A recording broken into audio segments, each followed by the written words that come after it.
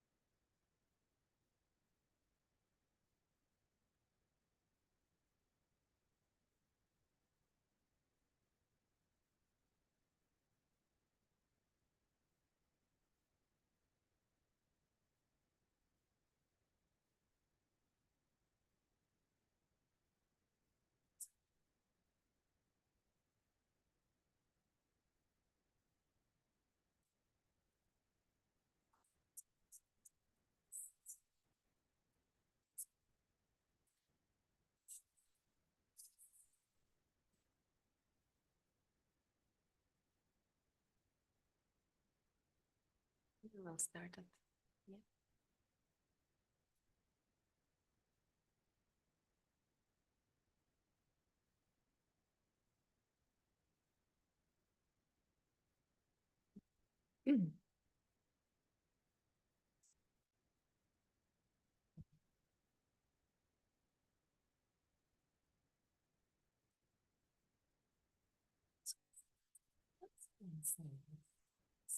No, bueno, pensé que estaba muy bueno.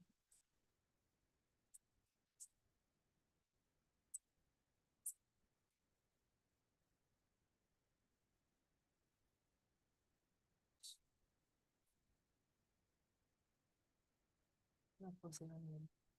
Ujú. Es difícil venir hasta acá.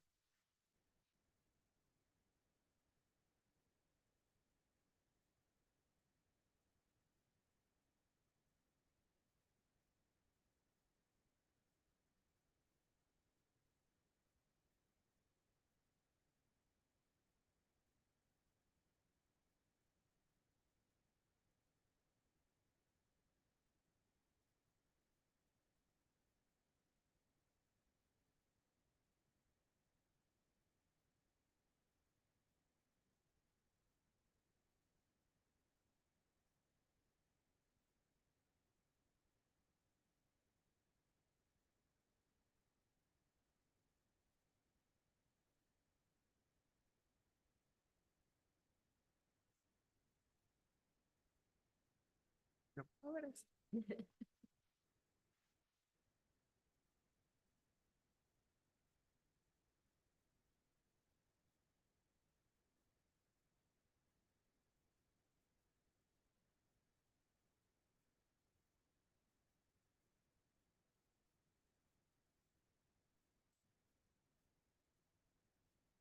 el jefe registró un 33 para las dos sesiones. Ujú.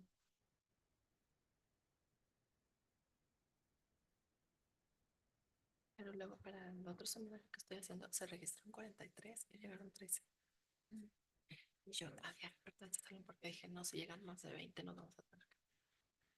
Y pues yo así de, pues se veía como ahorita.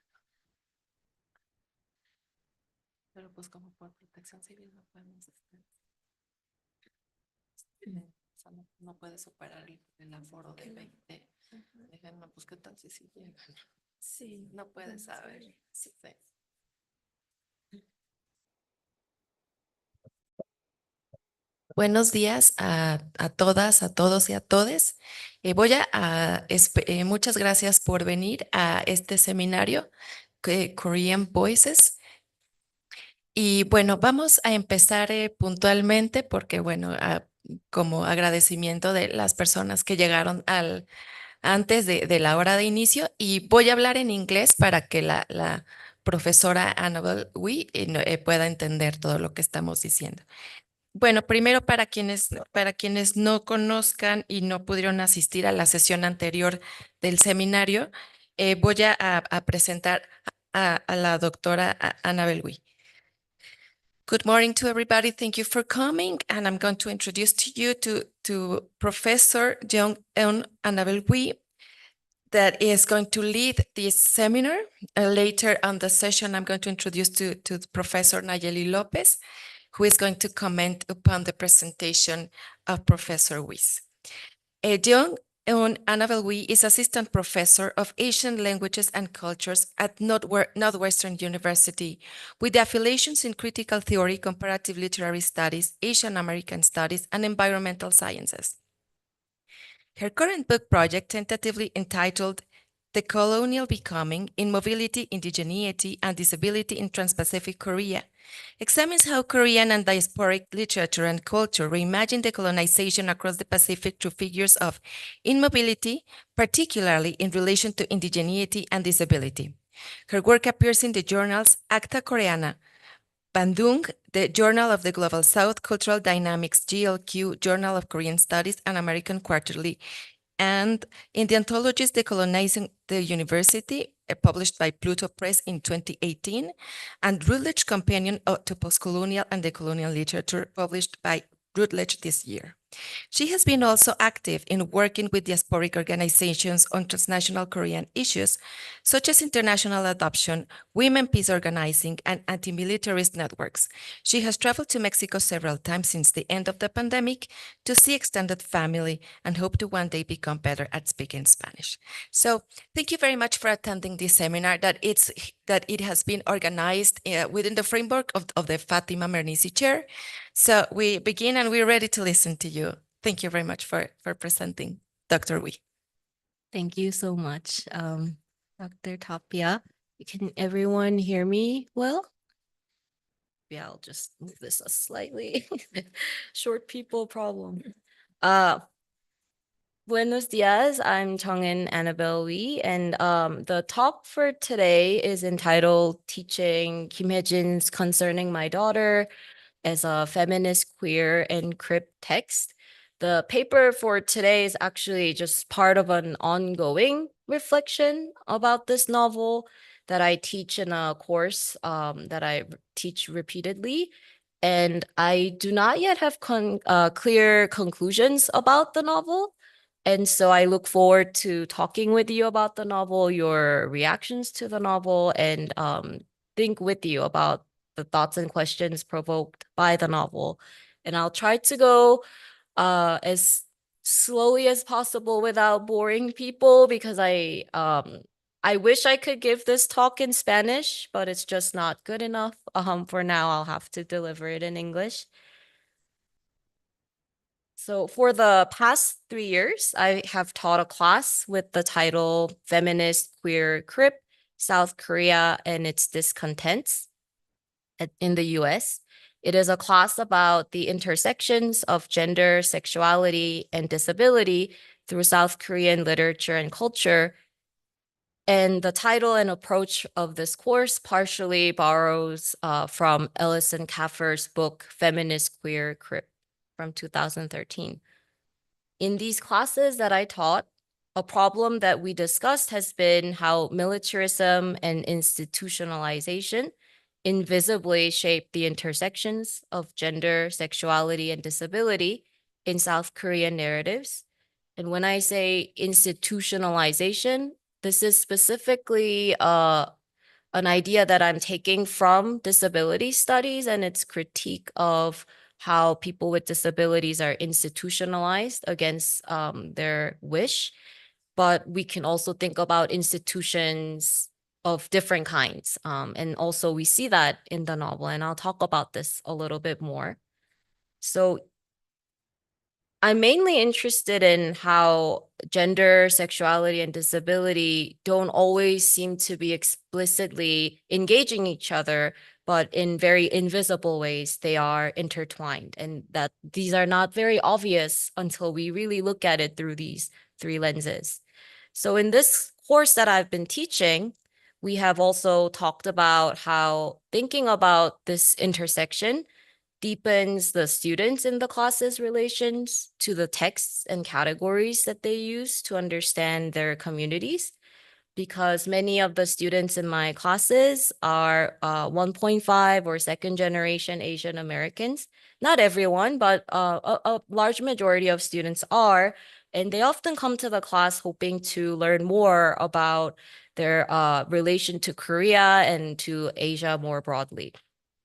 So in this seminar discussion today, I will talk about the themes from a novel by the South Korean author Kim Hae-jin, published in 2017 with the title Concerning My Daughter, or in Korean, 딸에 대하여.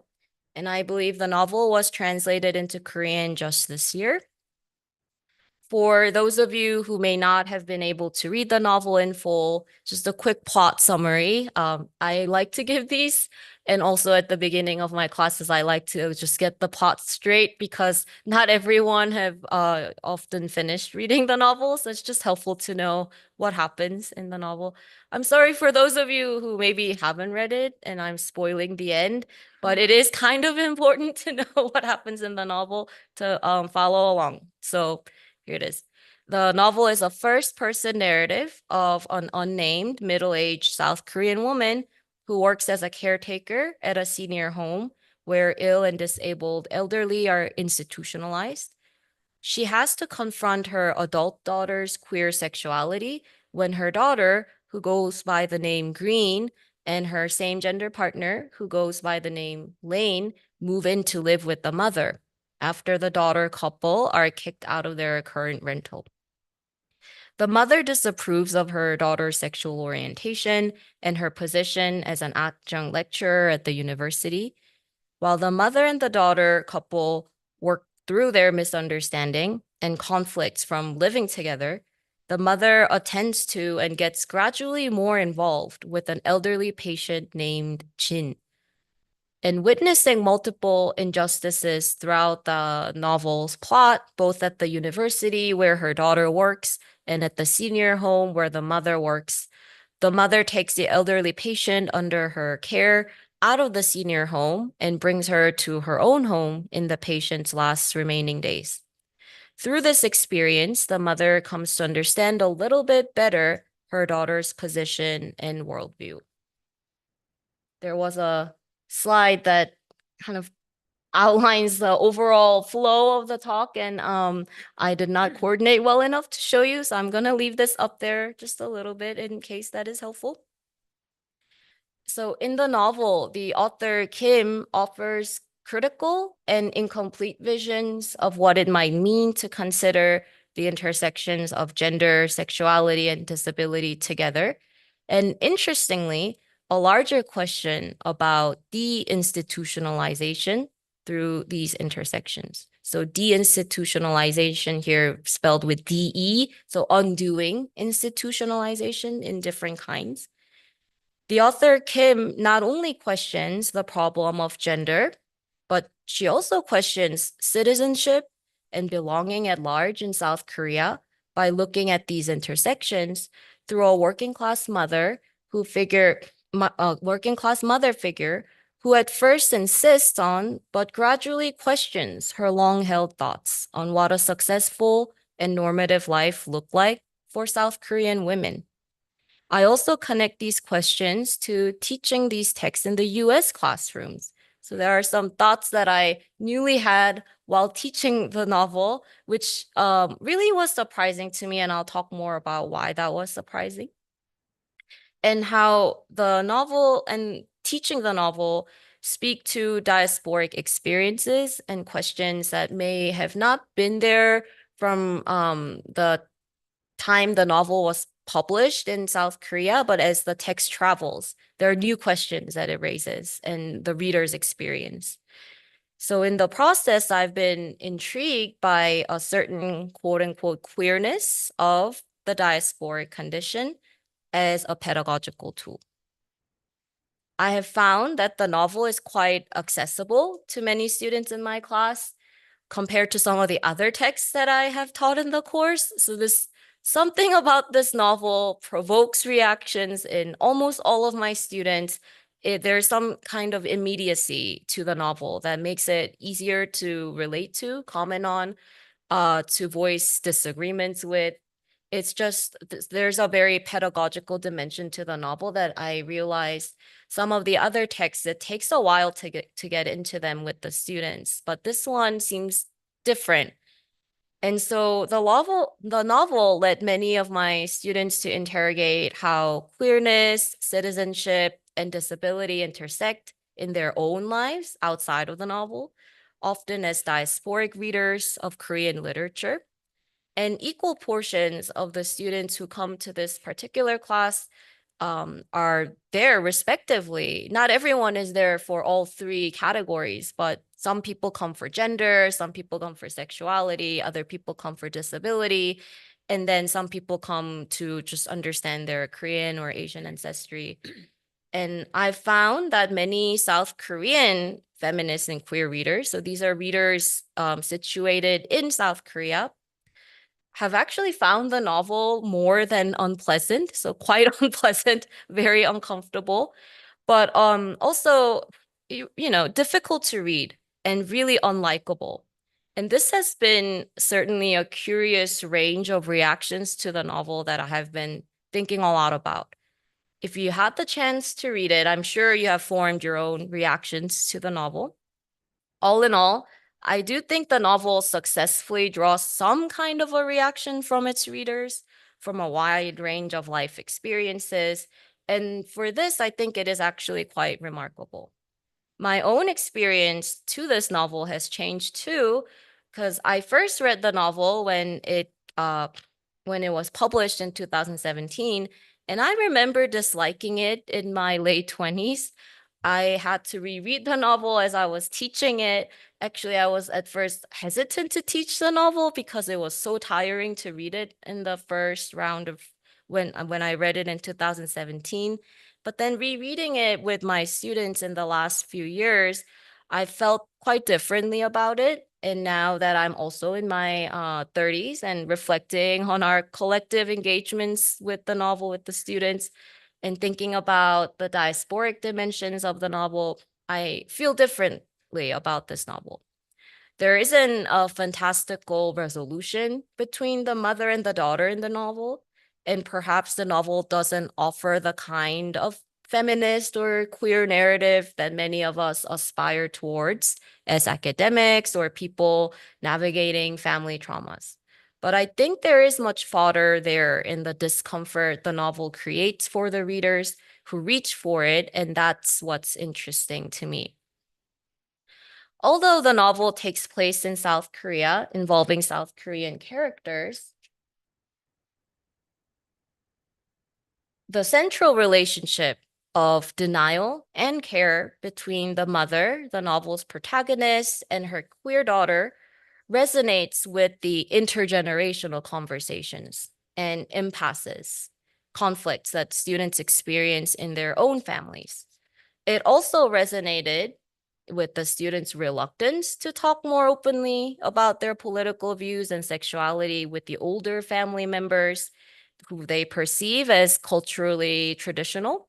In some ways, the queer students who come to this novel often seek to understand what it is that the mother thinks and feels, and on some level, to find a common footing to neither reject the older family member, something that is very difficult for diasporic Americans in a racist state to just simply reject your homophobic family member, but also not to overlook the hurt that they experience from the family.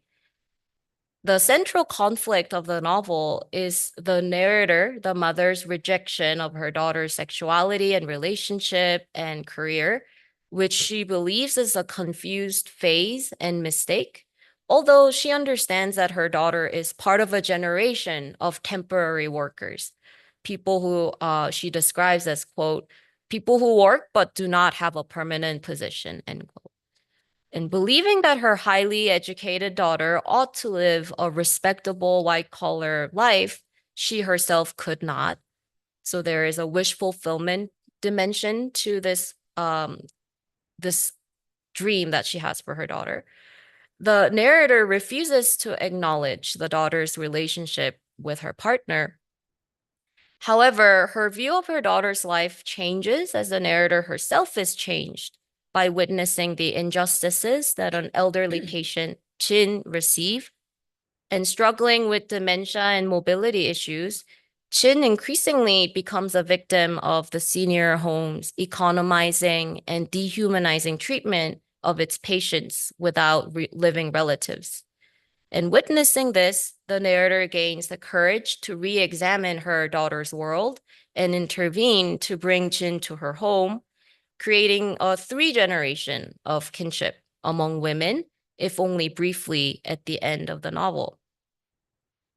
So here I try to talk about the intergeneration. I tried to come up with a diagram because also an interesting aspect of this novel is that it brings different categories together, and each person kind of has a somewhat firm generational role within the narrative as well. There is the oldest person, who is Chin, the middle-aged, the in terms of generationally, the youngest generation is the lesbian daughter and her partner, and then in between is the caregiver, mother, narrator.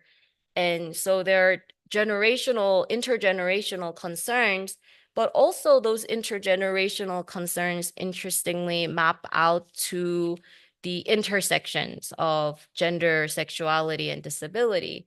So, for example, the mother um, in the in between generation is kind of really concerned about the future of not being able to receive care from her daughter not being able to receive care in the future because she is choosing a life in the mother's view without biological reproduction. So she's very concerned with linear reproductive temporality of families reproducing children as an important aspect of life. Whereas the lesbian daughter and her partner kind of really centralize the questions around sexuality, homophobia, and this idea of disidentification, which I'll talk about a little later. But then the elderly institutionalized woman, Chin, brings in the alternatives to institutionalization, the alternatives to hospital and also university. And she herself kind of centralized the question of disability. And so in some ways, all of the three generations are bringing aspects of gender, sexuality, and disability quite effectively into the novel's central plot. And that's a structure of the novel that is interesting.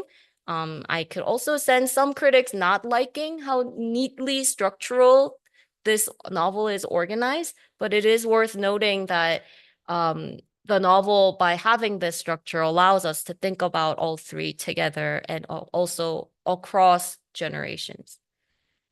So the mother wonders about her daughter couple. She says perhaps these kids are well-educated and sophisticated gangsters, and she calls their life abnormal. She also thinks that Jin, the older woman receiving care, has wasted her life supporting adopted people and migrant workers in Korea, and that she sent money to young people that she never met instead of marrying and having biological children. So the mother sees both her daughter's generation and Chin, this older generational woman, as having wasted their lives in some ways because they do not have biological children. And what is curious about the novel for me is that by choosing this mother character, the homophobic and conservative in some ways, as the narrator and the protagonist, the novel performs disidentification. So this term that I was kind of flagging for you earlier. So we are asked to disidentify with this narrator's voice. It creates a distance between what she is saying in the narrative and then what the novel means on the larger symbolic level. So there is a distance between the narrator's view and then what the author seems to want to say through the novel. Disidentification is a concept that Jose Esteban Munoz, who has passed away, used to describe art performances that involve a performer who inhabits a character that is not aligned with the performer's personal identities, but also this this persona that the performer is using is a persona that's afraid of the performer's personal identity. So there's a lot of contradiction involved in this kind of performance. So the gap between the performer and then what the content of her performance is. So the example, for example, that Munoz uses is the Black trans performer Vaginal Davis performing. So on top is Vaginal Davis. And when she performs a transphobic, racist, white militia man. So and on the bottom. So there is kind of almost a phobic relationship between the performer and then the persona that the performer is putting on display. And that gap produces an effective critique and distance of what the persona is saying, the white militiaman would say. So in Munoz's example, this is somewhat of a transgressive humor involved, and the same distance in the novel of between a homophobic older working class woman narrator and her daughter's generation has made the novel, in my view, somewhat unpopular among queer and feminist South Korean readers, but it also makes the novel an intensely and meaningfully diasporic novel for the readers outside of Korea reading the novel in the US, in the examples that I'm mainly thinking about from the classroom. So the distance we can think about in many different levels, and this distance from the narrator that the readers experience is precisely the reason why many diasporic readers reach for the novel in the first place to better understand or to access how their first generation migrant parent may think, whether that is true or not. Part of the appeal of the novel is to understand this figure who feels very distant from the reader and to narrow that gap. Although the novel itself may not be very explicitly about the experiences of migration, well, there are some dimensions of it in the side characters and through Chin's side of the plot, but it's not really a central theme. And yet, when the text travels, it is able to speak in part to that experience because of the distance that the narrator is created to set up between the intended reader and the novel.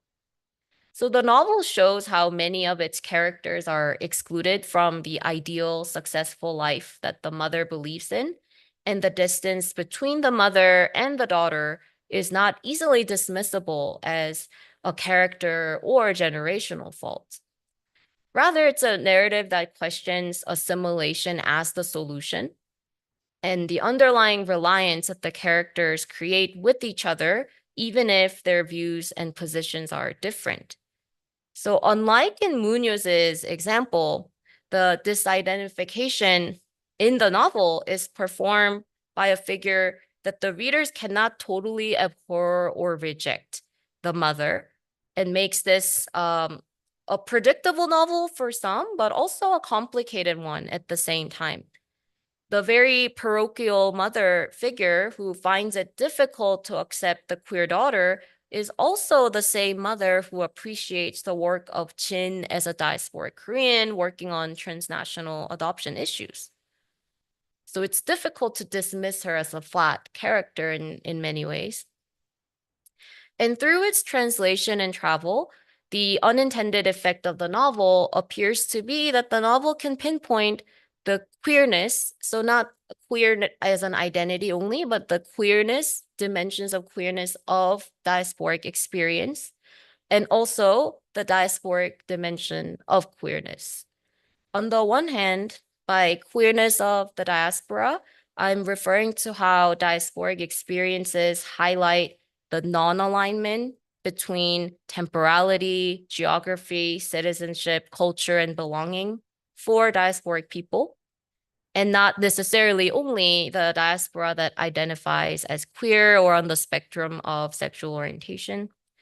On the other hand, by the opposite, the diasporic dimension of queerness, I'm thinking about how within the South Korean nation, South Korean citizens live to an extent diasporic experiences because of their sexuality and chosen kinships, and how these experiences challenge a singular understanding of South Korean life timelines. So after graduating school, you get a job, and then after you get a job, you get promoted, and then you get married, and then you have children, and then you have to raise your children to go through the same cycle. So all of these kind of normative, perceived as normative, heteronormative timelines are something that the novel question and show are actually not aligned with many of the novel's characters, and that create a question of who belongs, who doesn't belong, many of which are in some ways diasporic questions as well. So the novel in my discussion with students got me to think about how queerness of the diaspora and diasporic dimension of queerness can lead to transformations within the novel and its readers. This is especially so because the novel's protagonist does gradually change her views about institutions. Caring for Chin and her abilities push her to see how reproductive family cannot be the solution for addressing structural neglect of the ill and disabled in South Korea, a fate that she foresees for herself in her middle age and for her daughter, who, in her view, chose same gender partner over a heteronormative life with biological children. The mother comes to value the care and belonging fostered in chosen kinships of her daughter and her lover. One of the earlier interactions she has with her daughter's partner, Lane, is being at the hospital room where her ill husband before he passed. And so there are all these ways in which the mother is revisiting past events and experiencing the present and rethinking biological children and biological family as the only mode of kinship available. So by approaching the queerness and kinship in the novel through injustices towards people with disabilities and illness, the novel also disturbs the assumed temporalities of intergenerational acceptance of queerness. So this is the assumption that the older person becomes uh, the older one becomes, the more unaccepting one would be of queer experiences and expressions. But rather than seeing the elderly as outside the realm of acceptance of sexual expressions, the novel centers on her needs and well-being to highlight the queerness of Chin, the elderly character's life choices. Chin did not have biological children, but had kinship practices that fostered people with whom she is not blood related. The narrator at first faults Chin's choice to not have children as the reason she is currently institutionalized without any kins to care for her. But by accepting that there is a meaningful connection between herself as a non-blood related caretaker and Chin, the narrator comes to see that that relationships and life choices Korean women make have queer and communal dimensions that are neither financially rewarded nor culturally recognized. In fact, she realizes that these life choices are actively punished by institutions as she learns more about her daughter's solidarity with her queer colleague, who is punished for teaching queer material as an adjunct faculty at the university. And disability, too, is not something one only gains as an older person in the novel. If you recall, there is a scene of protesting at the university, and one of the daughter's colleagues gets disabled from assault at the protest. So as a character with disability, Jin challenges the aging narrator's firm belief in linear temporality, in which social welfare and community for the elderly is a responsibility only of one's children and blood relations, rather than the state and society at large. Through disability and aging, then, the narrator is prompted to rethink her understanding of sexuality and kinship practices and to see the limits of institutions that either seeks to profit from vulnerable bodies like Chin's, like the care facility, or from adjunct labor without the freedom of expression, like the university at which Green works. This is interesting because the character with disability also interrupts a more typical narrative turns of queer stories revolving around coming out to pose a larger question about the pervasive problem of institutions and how they discipline both disability and sexuality. The novel seems to suggest that queer and deinstitutionalized spaces must become imaginable across multiple generations of women, and that the flow of this realization can come from both the young to the old and vice versa. In the US classroom, the novel pushes students to interrogate one's assumptions and approaches to questions of gender, sexuality, and disability, in which they often see Korea and East Asia by extension as being behind the West on these questions. So for instance, this might include sentiments like Korea needs to catch up with Western feminism because it's culturally backwards on gender, sexuality, and disability issues. This is a thought that students often bring to class, and we try to question them in the class. One way the novel helps to question these sorts of assumptions is the novel's critical view of linear timeline of progress embodied by the mother's thoughts. So reflecting on how one's own diasporic experiences are often non-linear, with queer temporality of displacement and connection to various communities and geographies, the students come to also see that there are aspects of the mother's thinking that appear in other forms in their own thinking.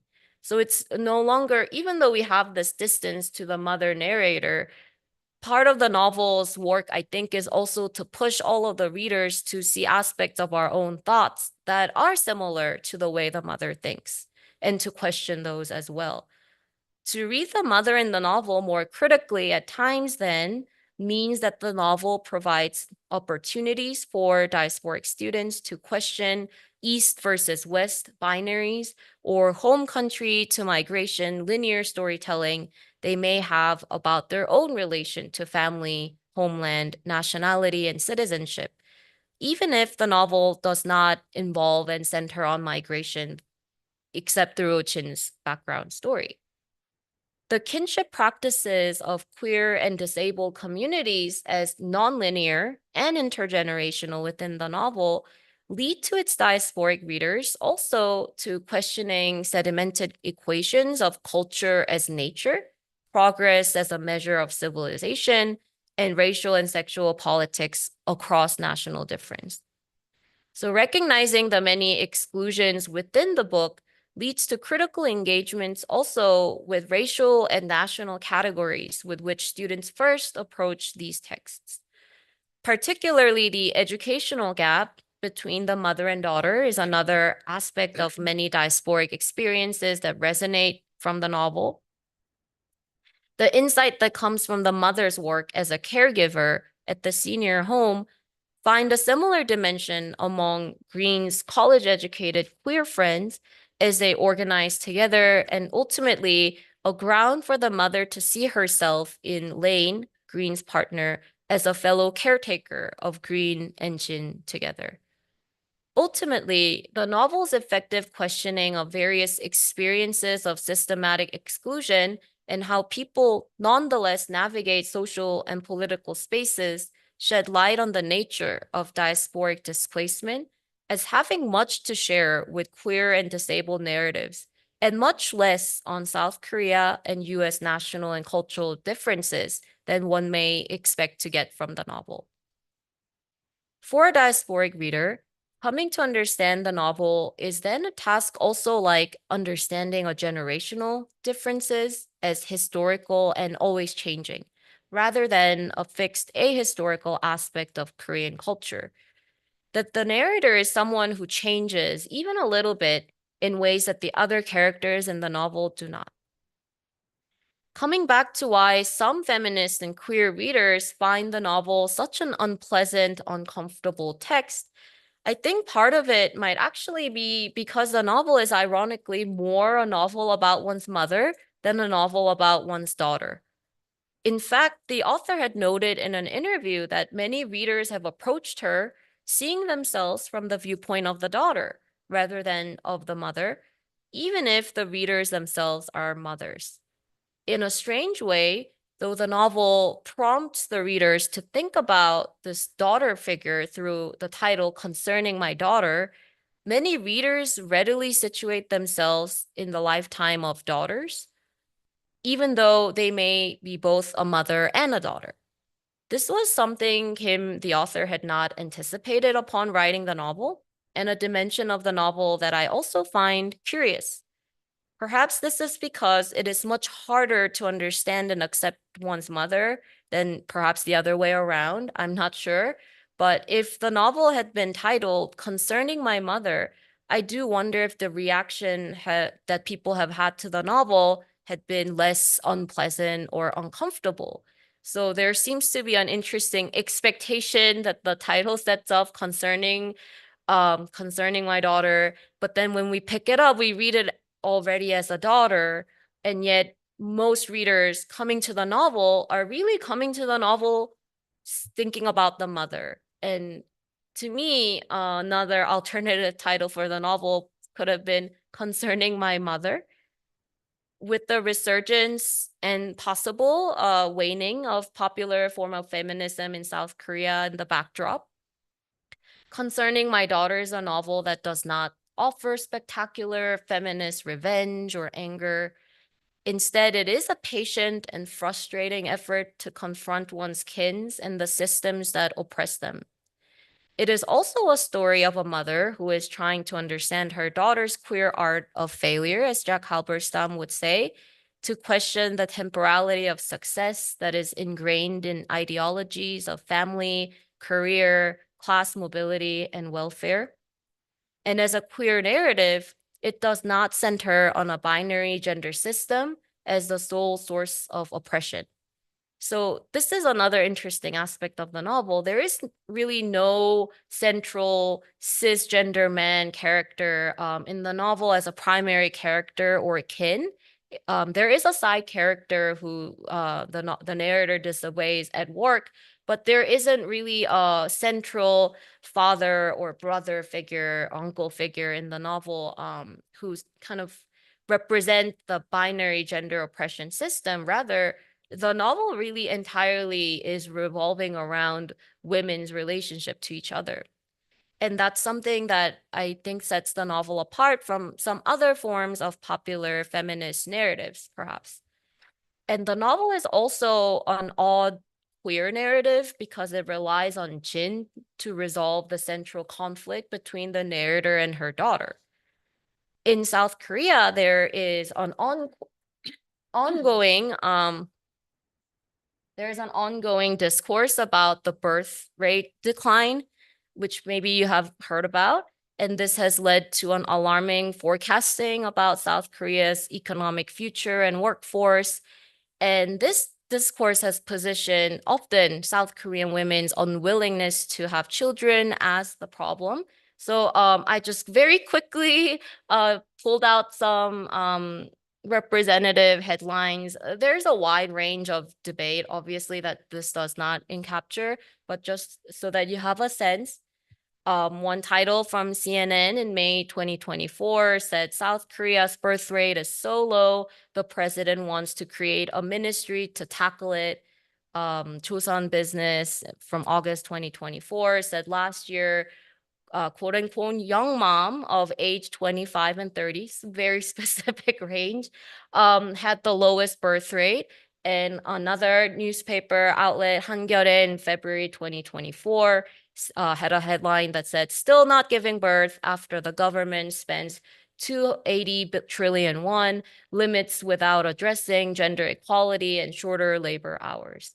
So when this novel first came around, the birth rate discourse wasn't as palpable, but now I think it's also interesting to think about the novel with the birth rate decline in the public headlines constantly.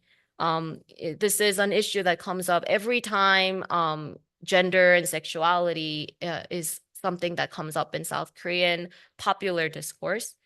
And considering this, I think the novel underlines that reproductive futurity, so future that it is imagined only through one's biological children, cannot be a catch-all solution to systematic exclusion of queer, disabled, and working class women in South Korea. The novel rather suggests that intergenerational connection and allyship between the women take place in protest spaces, hospital rooms, and multifamily homes, where women have redefined their roles beyond those prescribed by institutions, roles such as nurse in a hospital, professor at the university, or wife in a heteronormative family. So deinstitutionalization here is then understood as a demand that people with disabilities to not be coerced into institutions. So it's usually a demand that sees institutions as separating people from their communities. And this demand has a larger application to various forms of institutional cultures that the novel explores as well. So it's not only that disability is kind of an afterthought, third wheel theme to the novel that's mainly about feminist and queer narrative, but rather, I think there is a larger lesson to think through that disability also brings into the novel through a more serious questioning of institutions and what they do to people. The novel does not arrive at a firm conclusion about deinstitutionalization more broadly, but it does end with the narrator, Green and Lane, and Chin outside institutions that they worked for or lived in. The deinstitutionalization movements demand that people with disabilities should be able to live in their communities of their own choosing rather than be segregated from non-disabled people, also then coincide in the novel's ending with queer kinships.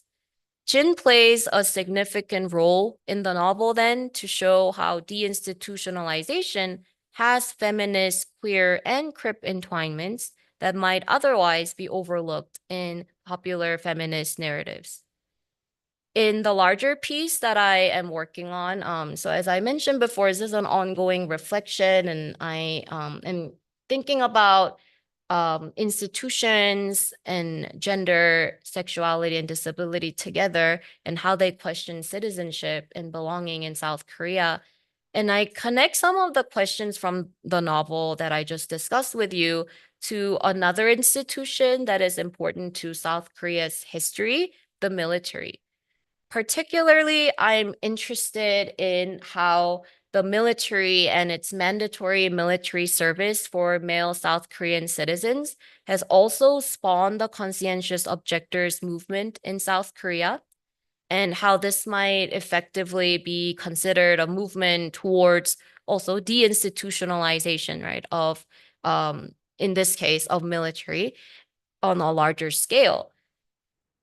While some feminists have considered the military as a pertinent question only insofar as it affects women and gender equality in South Korea, but the scholar and politician Kwon In-suk has argued that conscientious objectors movement should be considered as a feminist movement as well. So, in case you're not familiar, conscientious objectors movement is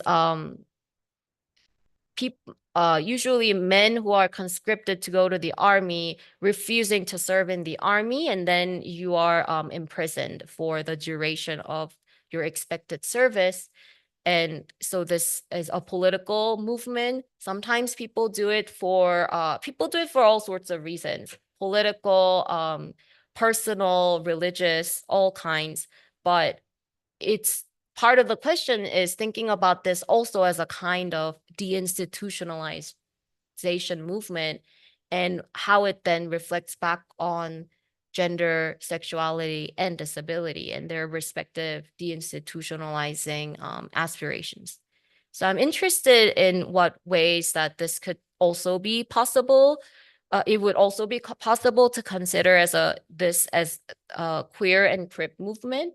So I did not talk about this work in particular, but in kind of on a accompanying piece, I was thinking through this one queer film and media artist in Korea named Kim Kyung-mook, and he was a conscientious objector, and he created a media, a virtual reality work based on his experience being imprisoned as a conscientious objector. And the reason he objected to serve in the military was because he is a queer person, but also there is larger intersecting questions about how institutions reproduce gender norms, reproduce norms, heteronormative expectations and oppressions around sexuality, criminality, and also disability, as we were saying, through the lens of the hospital. So I just wanted to flesh out kind of where my larger thoughts are going from this piece on the novel.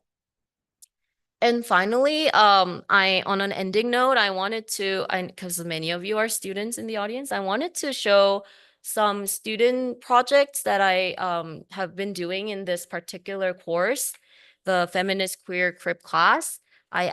So the assignment for this is I ask students to work in groups and imagine themselves as a feminist collective.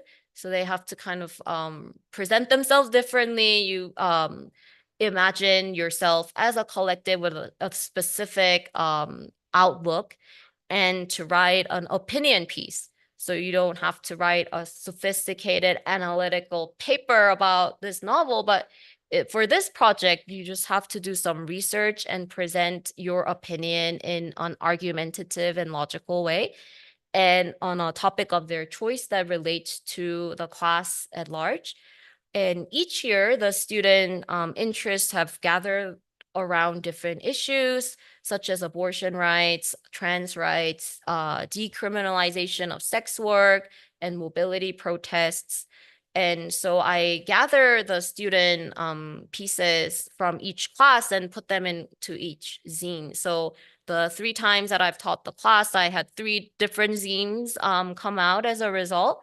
And through these zine projects, I've found that feminist futures that the students envision are quite wide-ranging and transformative.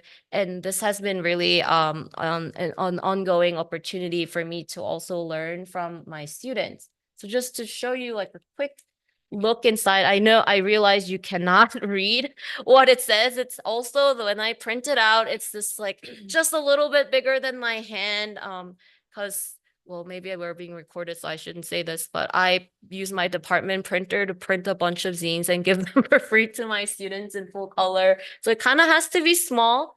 But some of the titles from the zine include cyber sex crime via the features of the internet, increasing access after South Korea's decriminalization of abortion, falling off the M-shaped mountain, a call to decriminalize sex work in South Korea, uh, responses to South Korea's parental leave policies, towards a more equitable government support system in South Korea, the birth rate crisis, who is the culprit, and etc. So there's like a wide range of interests that students bring to the zine project, and they are quite colorful, as you can see. Everyone I just tell them bring whatever visual aesthetics you like. And so we kind of get like a wide range of looks and also content to the zine. And I found this just really fascinating because the zine has also, for me, become an archive of the things that are most urgently important to the students each year. And I kind of look forward to reaching a point where I have many zines, and then we can go back to look at some of the earlier zines and see how the student conversations have evolved.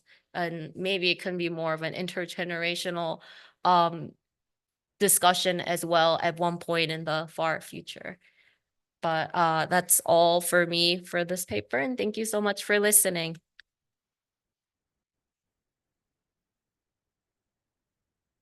Do you want us to have a first session of questions? Oh, that's right. So I was informed that Professor Lopez's students have to leave earlier than the designated end of the lecture. So it would be great if we can maybe have a little bit of time now to hear questions from Professor Lopez's students. And so we can prioritize your questions. And there'll be another round of Q&A later on in the lecture, also reserved for the audience members who are not from Professor Lopez's class. And then we'll move on to Professor Lopez's comments.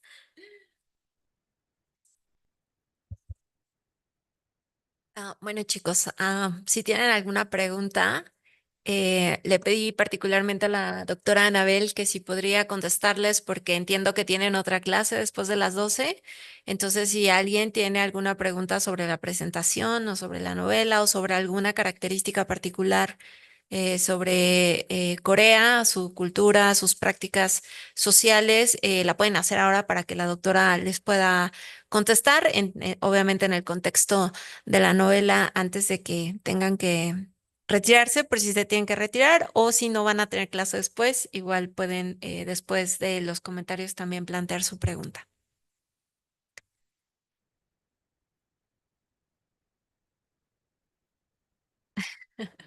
Anímense.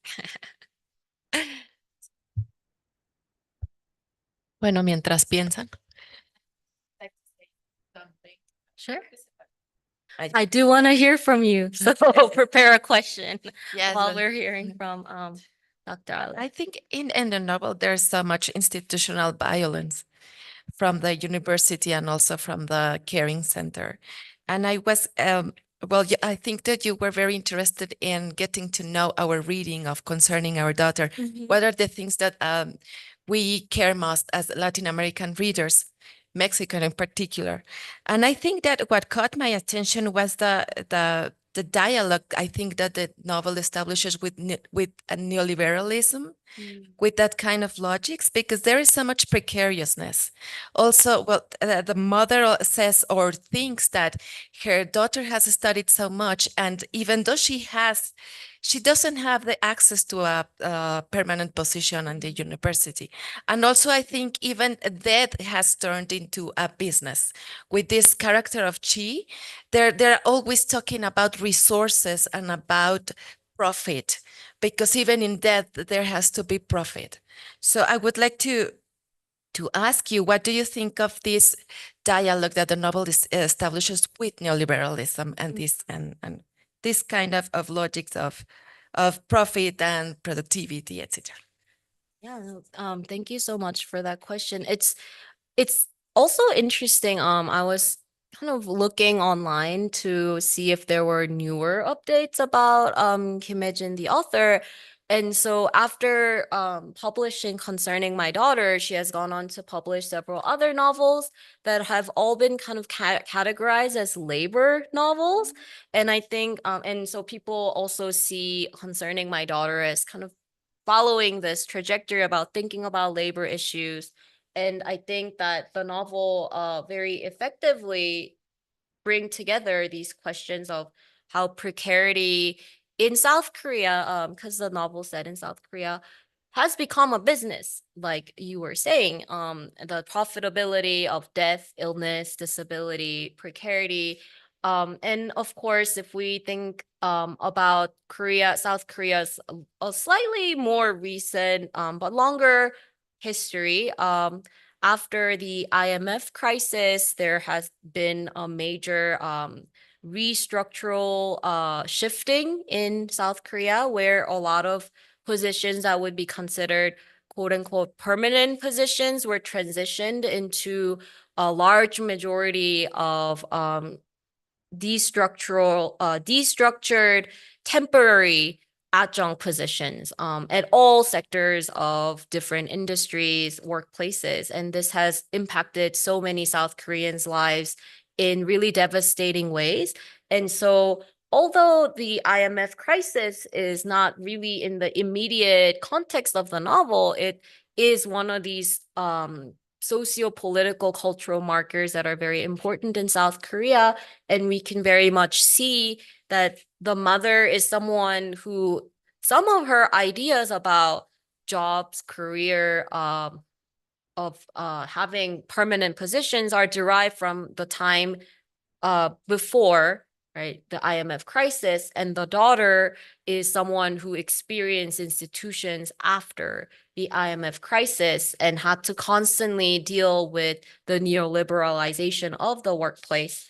But again, the mother character is no stranger to the neoliberal logic of workplace. So even in spaces of senior homes, caring for the elderly, for people who are not only there through state welfare systems, but people who perhaps have private funds and are paying for their own care are nonetheless becoming victims to the logic of reusing resources, cutting number of shifts, and people who can attend so long working hours for the care workers and limited attention to individual patients. And while the novel is questioning, well, it's not even fair to say that some people are more deserving of care than others, but there is clearly a problem with the system that is constantly shifting patients through different tiers of precarity, and we see that in the plot, right? As Chin is progressively moved from different depths of precarity, from moving from one kind of care facility to another, and that means very specific things. And so the novel is questioning, I think most viscerally through the hospital spaces, but also we can't not separate it from the space of the university. And I'm sure we're all in some ways occupying the space of the university.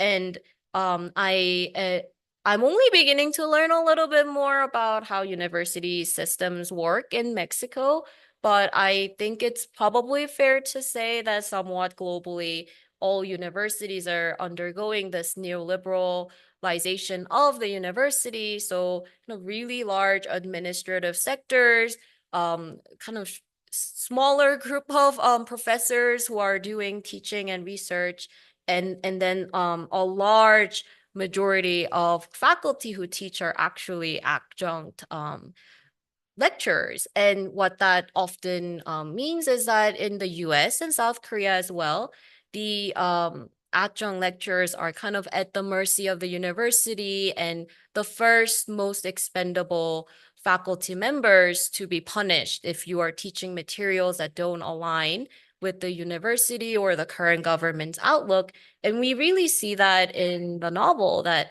some of the ongoing, right, some of the dialogues, not just in the hospital, but also in the university, is it's it's not just that that the lecturer is teaching quote unquote inappropriate material, but that the quote unquote inappropriate material in this context, right, the queer questions that the curriculum raises are a human rights question. And so although I would still also be somewhat critical of the rights framework, there is kind of a reframing of the question of um like to what extent you can exclude certain things that you can teach, and how the precarity is also about profit, but also ideologically about controlling what one thinks, what is acceptable, what is the accepted normative timeline, what is an adequate curriculum that one can teach.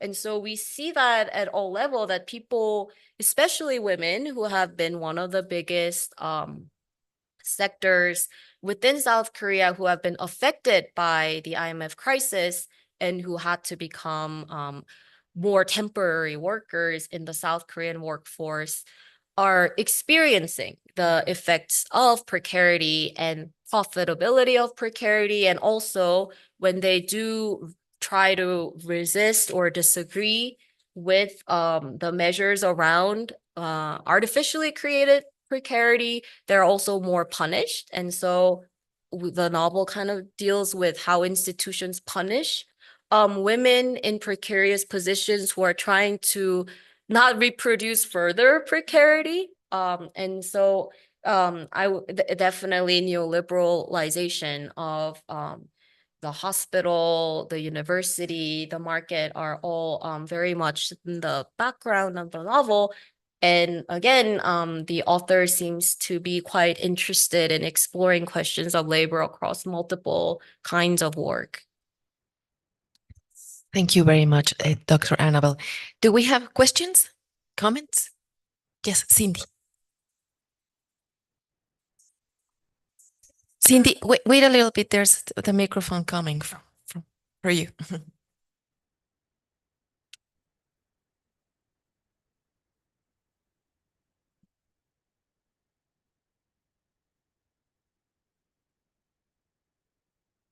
Well, thank you so much for your presentation. Unfortunately, I haven't read it, the novel, but as you mentioned about the birth rate decreased in Korean, I read that Korean women don't want to get married either, but focus on they can focus on their career. So I want to know, with all these movements, if young people, especially women, are being pushing not only by the government but also by their families to keep with family traditions, or it seems they can be supported by these new ideals. So women and queer people can get that ideal freedom, not from the side of precary people, but from wealth families. Mm-hmm. So how are women and queer people responding, or what kind of pressures and responses are they exchanging with the family? Certainly, I think that so with any kind of news headlines, there's always the government position and then the policymakers' positions, and then interpersonal, everyday people's experiences within the family.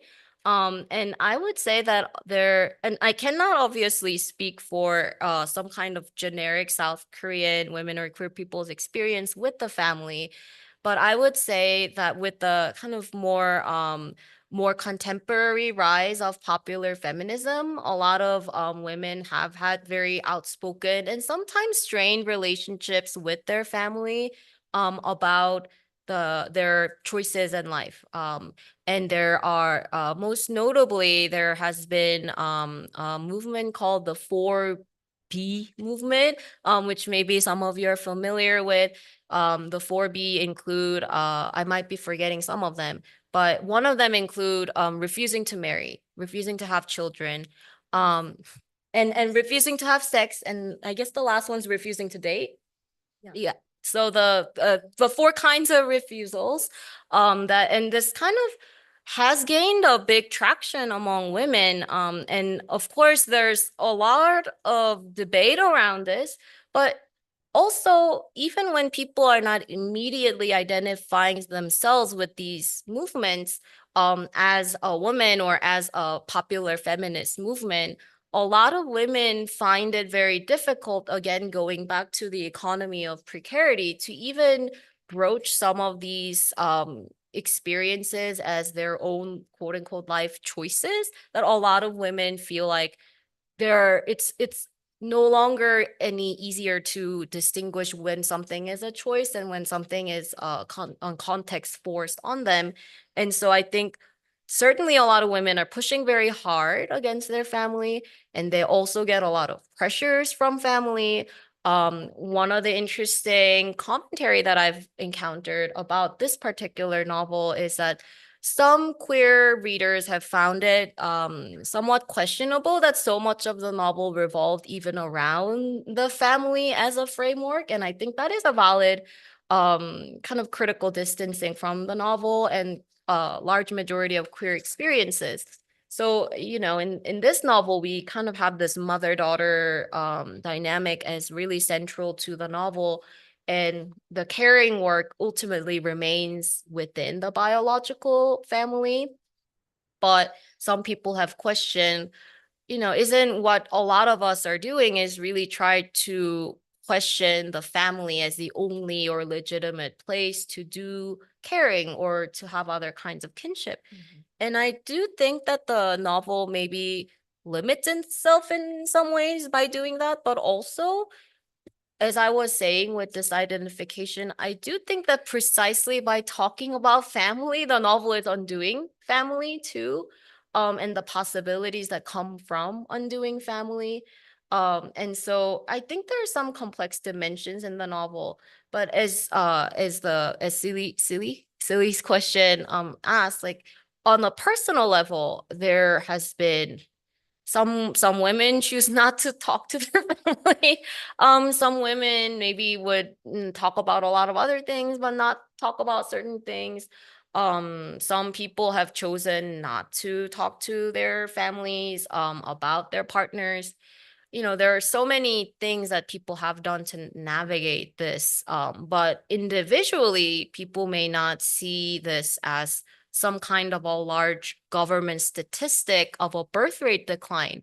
So many people experience this as a result of an economy that creates precarity. And so there has been a lot of criticism of how so many policymakers and government statistics about birth rates see women as vessels to create a future population for the state, but do not take into account the everyday experiences of women and it through gender discrimination, oppressions, pressures from family, and so on.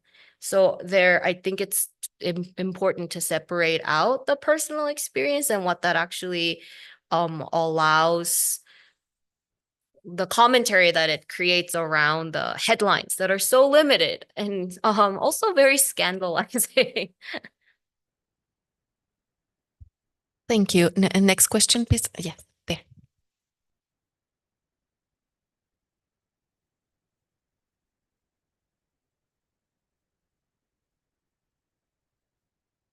Yeah, first I wanted to thank you for the presentation. As one of Lopez professor students, I am very curious about how us external readers have to have in mind to comprehend South Korea culture as a conservative like part of gender feminist, and I think important that we think about disability, because I think about there was like a recent news about a famous person marrying a disability disabled man, and how does that affect the reading of the book, like how we think about possibilities of creating a perspective about South Korea that does not lead to a criticized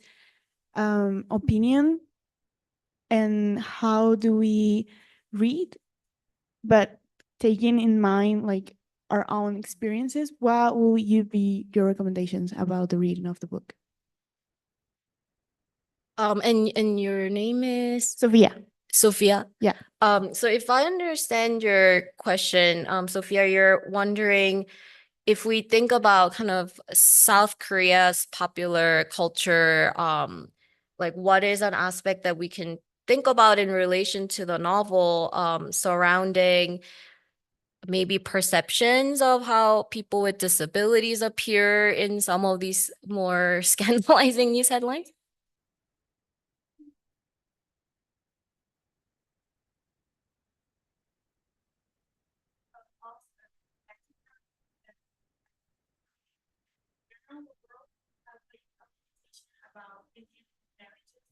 Mm. Mm. Yeah.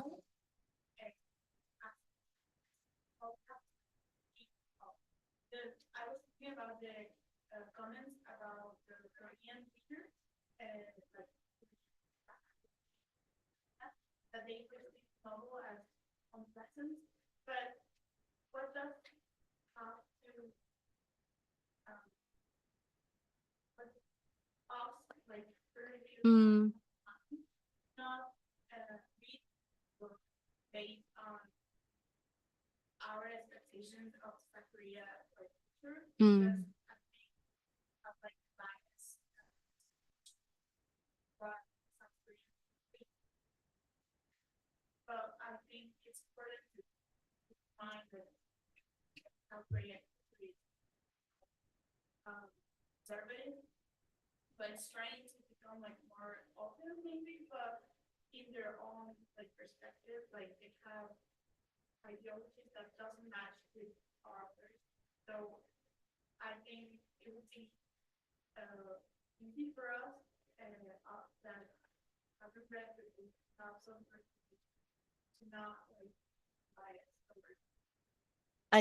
I see, understand. Like there are several layers to the question. First about disability, marriage, and maybe sexuality, perceptions around that in South Korea.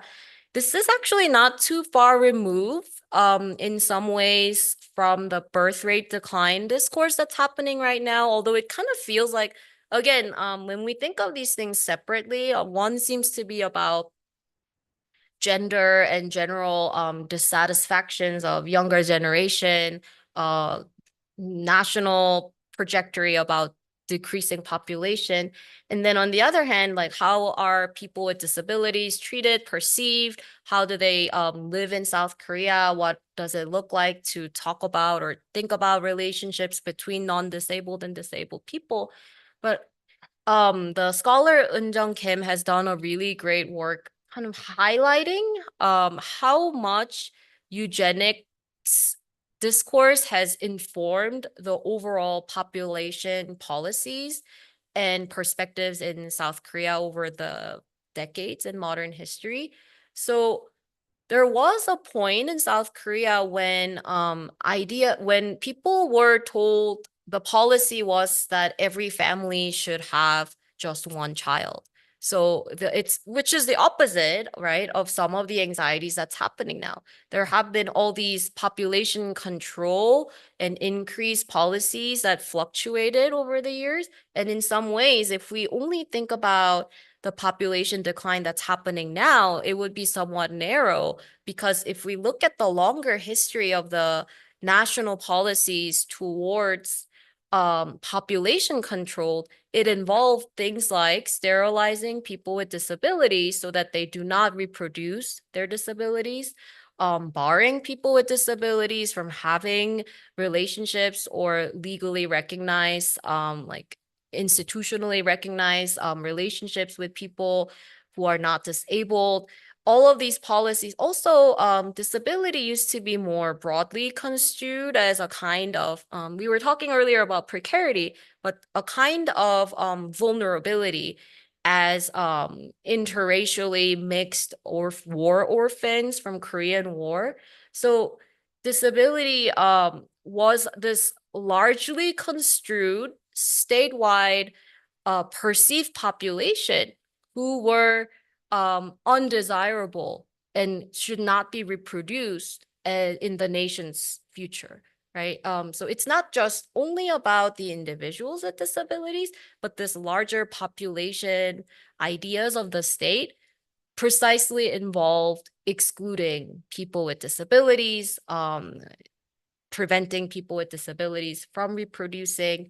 Of course, institutionalization that I was talking about earlier is also part of that, separating people with disabilities from non-disabled society, or to keep society non-disabled and to reproduce non-disabled populations. Of course, so the what I'm trying to say is that disability is already in some ways a population that was created and controlled by the state.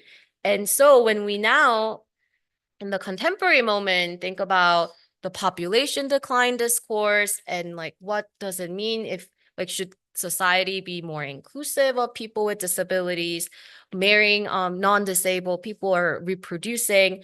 All of these questions actually kind of come to become very contemporarily narrow when we think about how the state has been very active in the terms that we use and the divisions that we have accepted as natural. It was all created divisions. And so one kind of directly relating to the novel, something I found interesting is that, and maybe this is maybe not entirely accurate, but I do perceive that a lot of South Korean readers of the novel see the Jin character as kind of this Confucian could be future yourself, elderly, that we owe some degree of filial piety, but she should have her own biological children who take care of her according to the filial piety. Should that be a social burden, right? So that kind of, I think, the angle through which a lot of feminist and queer readers, I think, perceive Jin character. And what I think is really important to think about is that she is a character who has gained disability. And so when we think about it, not just in terms of aging and Confucian notions of the elderly, but through the larger perspective of people with disability, then we begin to see that this is precisely connected to spaces of the university, to population decline, to the kind of feminist and queer refusals of reproductive future as the only kind of futures we can have. And so I would say that there isn't really, I don't think you should approach the text with fear of having bias, but really, I think the most important aspect of text like this is that it pushes you to think about, are there correlating problems in the society that you live in your own experiences? Because I think that the novelist would very much be in solidarity with you in your own critique of your society. It's not trying to push some kind of a South Korea in the international stage kind of narrative, but really that this is a kind of criticality that we can all apply to our own lives. And I think that's also the diasporic dimension of the text and why it could be so effective, that if we're not singling out one society as having all the problems, but if we think of it as a historical problem shared among international states that share similar kinds of policies, we can begin to think of all these issues as connected. Another question? Yes, there.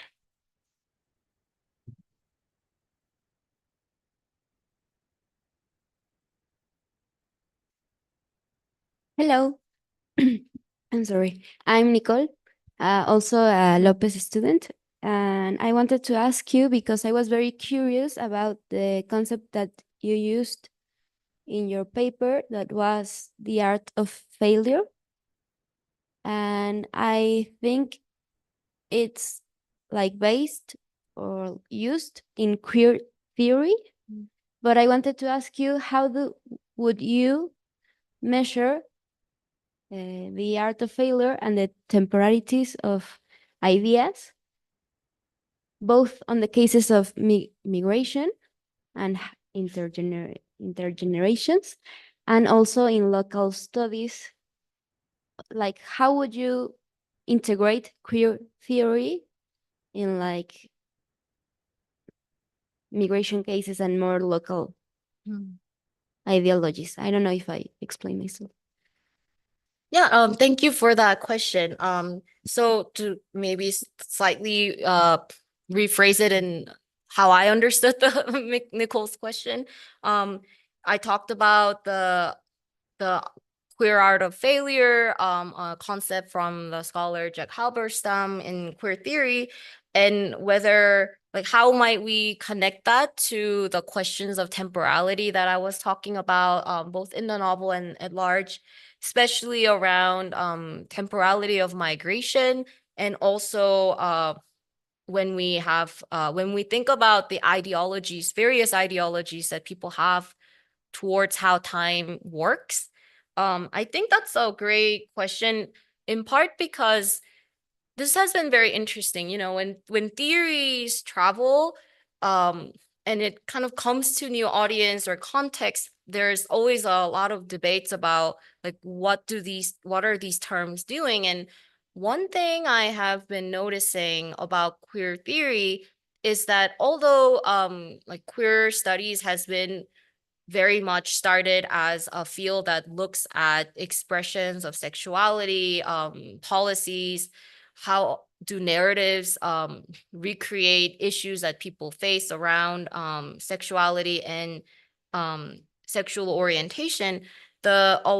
a lot of queer theory has then kind of moved on to talk about not just queer individual identities, but how could we use queerness and all these ideas about disruptions, about non-alignments and differences, conflicts to think more critically about other categories. So there was kind of this expansion going on.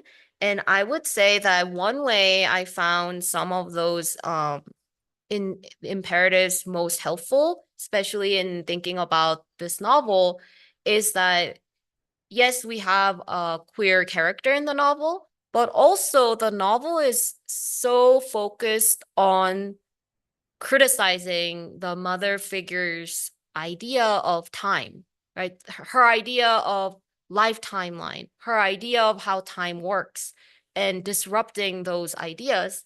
And so I think that's why I was trying to say, queerness of diaspora, also diasporic dimensions of queerness, because they're all unified through this disrupting certain ideas of time as linear, that we that each generation is kind of destined to have certain kinds of experiences only, and that we will kind of progress in this also political ideological timeline. And I think the novel does a great job disrupting those precisely by showing us that even if in some ways we progress through life, each of us are always changing, including even the mother figure, that she changes. And so does Chin as a character. Of course, Chin's disability is in some ways presented as tragic, but it's also, you can think about other ways of seeing her as experiencing life anew every day. And there is also not only trauma and tragedy, but also something about how someone like Chin experiences time, and also how the mother figure through Chin realizes that this isn't just a position of tragic elderly life without biological children, that there was value and meaning to what she had done in the past and what she is doing now, even as she's living daily life through disability. And that's a queer notion, right? It's not the kind of um, life stage that perhaps a younger person might imagine as the like how you would imagine that phase of life, but yet there is queer art of failure happening not just with the daughter characters and their colleagues, but also at the level of the elderly Chin character, which is, I think, really fascinating. In Halberstam's own idea of queer art of failure, a lot of it is kind of responding to this linear temporal notion of success, and how so many queer people are precisely judged and really measured against these linear ideas of life stages, success, having reproductive children, certain kind of career, and in many ways queer communities straying from those, and that maybe the aspiration should be to fail more spectacularly and interrupt those timelines more spectacularly. But I think that, again, when queer theory traveled, when those theories meet and intersect with other concerns, like such as migration, migration is never a temporally linear experience, and people do viscerally experience how the geography, nationality, citizenship are all very mixed up. The timelines are never linear. Maybe the parent figure who is supposed to be this mature parental figure might actually be the more of a child figure, and the second generation has to take care of. So there are all these disruptions that always happen through various kinds of migration. And I think that in some ways, it's not only queer art of failure for people with certain kinds of sexualities, but there is a larger applicability and possibility of thinking about temporality differently for people with various experiences, such as migration. I think that the novel is precisely trying to say that when we think of a character like Jin and only see her in her current state, in an institutionalized senior care home, you would never have imagined that she had such a rich and fulfilling life. And that's in some ways also the reader's assumptions that need to be spectacularly failed by the novel, by reflecting on someone like Jin's past life and her ongoing life. And so I think there are multiple kinds of failures in the novel. And it's funny, on the first day when Professor Marisa was saying, oh, like it's interesting, a novel about like defeat. And I think it's also a novel about failing spectacularly.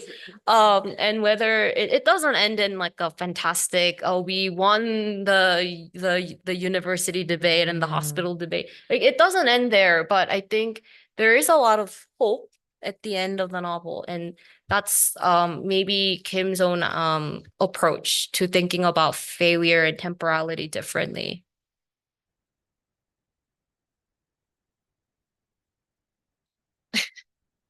Is there another question?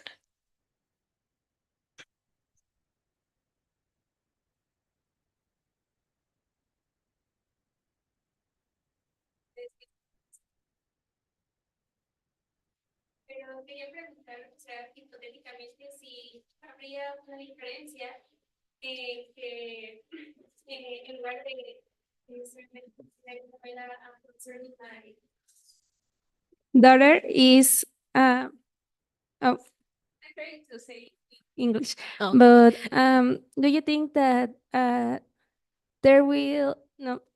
there could be a change in the novel that uh, if the character was a boy uh, instead of a girl, and because I think that the relation between a mother and a daughter is different than a relation with a mother and a son, and if there will be no, there could be a change if um, there will be a father character.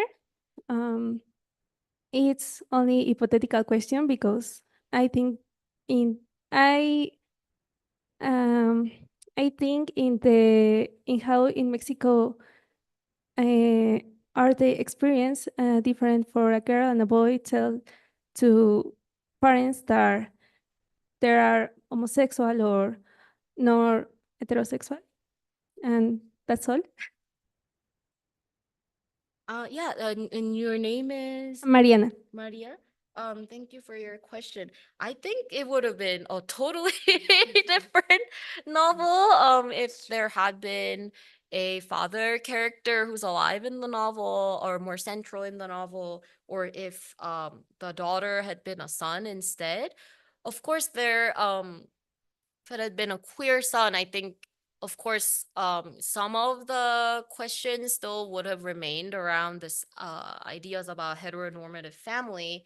Uh, but I think it's interesting because so some of the comments on the novel had been, oh, it was so why is it that we only get like when so some people have observed that in South Korean narratives, when people want to write about mother-daughter relationships, they have to not have a brother or a son in the picture. And I hadn't thought about that before until that comment. And I thought, actually, that's very interesting. And maybe this relates a little bit to some of the discussions we had on Monday about the oldest daughter syndrome in South Korea, and how you know, a lot of daughters, and we're only talking, of course, like cisgender daughter roles in the family. In South Korea, when as soon as there's a father figure or the brother figure, the daughter gets transformed into another caretaker of the son or the father. And I think that's why the novel did not want to produce that, because that was of course, caretaking as both work and as intimate communal building are both concerns of the novel. but you probably noticed, you know, the daughter Green is like kind of a messy person. She kind of can't, she is someone who Lane provides care for, and there's an interesting queer dynamic there going on too. And the mother actually identifies a little bit more with Lane as another person for whom taking care of other people come more naturally. And I think that's actually quite deliberate to have a daughter character, a mother-daughter relationship where the daughter is not entirely burdened with this necessity or naturalization of caretaking. And I think in some ways, that's an interesting choice of the novel to have at least one woman character who is not actively doing the more conventional form of caretaking. Of course, she is performing care for her fired colleague at the university, but I think that this would have been such a different story if there had been a son or a father involved. And another part of me think about how the so much of and maybe this is a gross generalization, but it's really important, I think, for feminist narratives, queer narratives to have the space to experiment with and unpack one's relationship to one's mother, and also not to naturalize it. Like, not everybody has a biological mother. And more recently, I was involved in a transnational adoption conference, and the figure of the mother is a heavily questioned figure and role, right? We can't all assume that it's some kind of a universal relationship. And yet I think that it's very hard, and there's so much still that could be done in terms of exploring the mother-daughter relationship in feminist and queer narratives. And so I guess structurally, it's just very hard at the moment, perhaps, to have that and to explore that to full satisfaction while also creating a convincing and relatable or realistic male family member present, because so much of the attention would shift and the dynamic would also shift, and the bitterness would also be less maybe towards the mother-daughter and more towards the other male family member. So I do feel like that was quite strategic approach on the part of the author. But that's just my own speculation. But yes, I think it was also deliberate of the novel to not portray the father figure who is not alive anymore as necessarily particularly oppressive or patriarchal figure, because I think there are a lot of narratives already about that out there, but that would also detract from the mother-daughter relationship in some ways. And so the fact that the mother kind of is a widower does a lot also on I think, the narrative's centralizing of the mother-daughter relationship. Yes, there's another question here.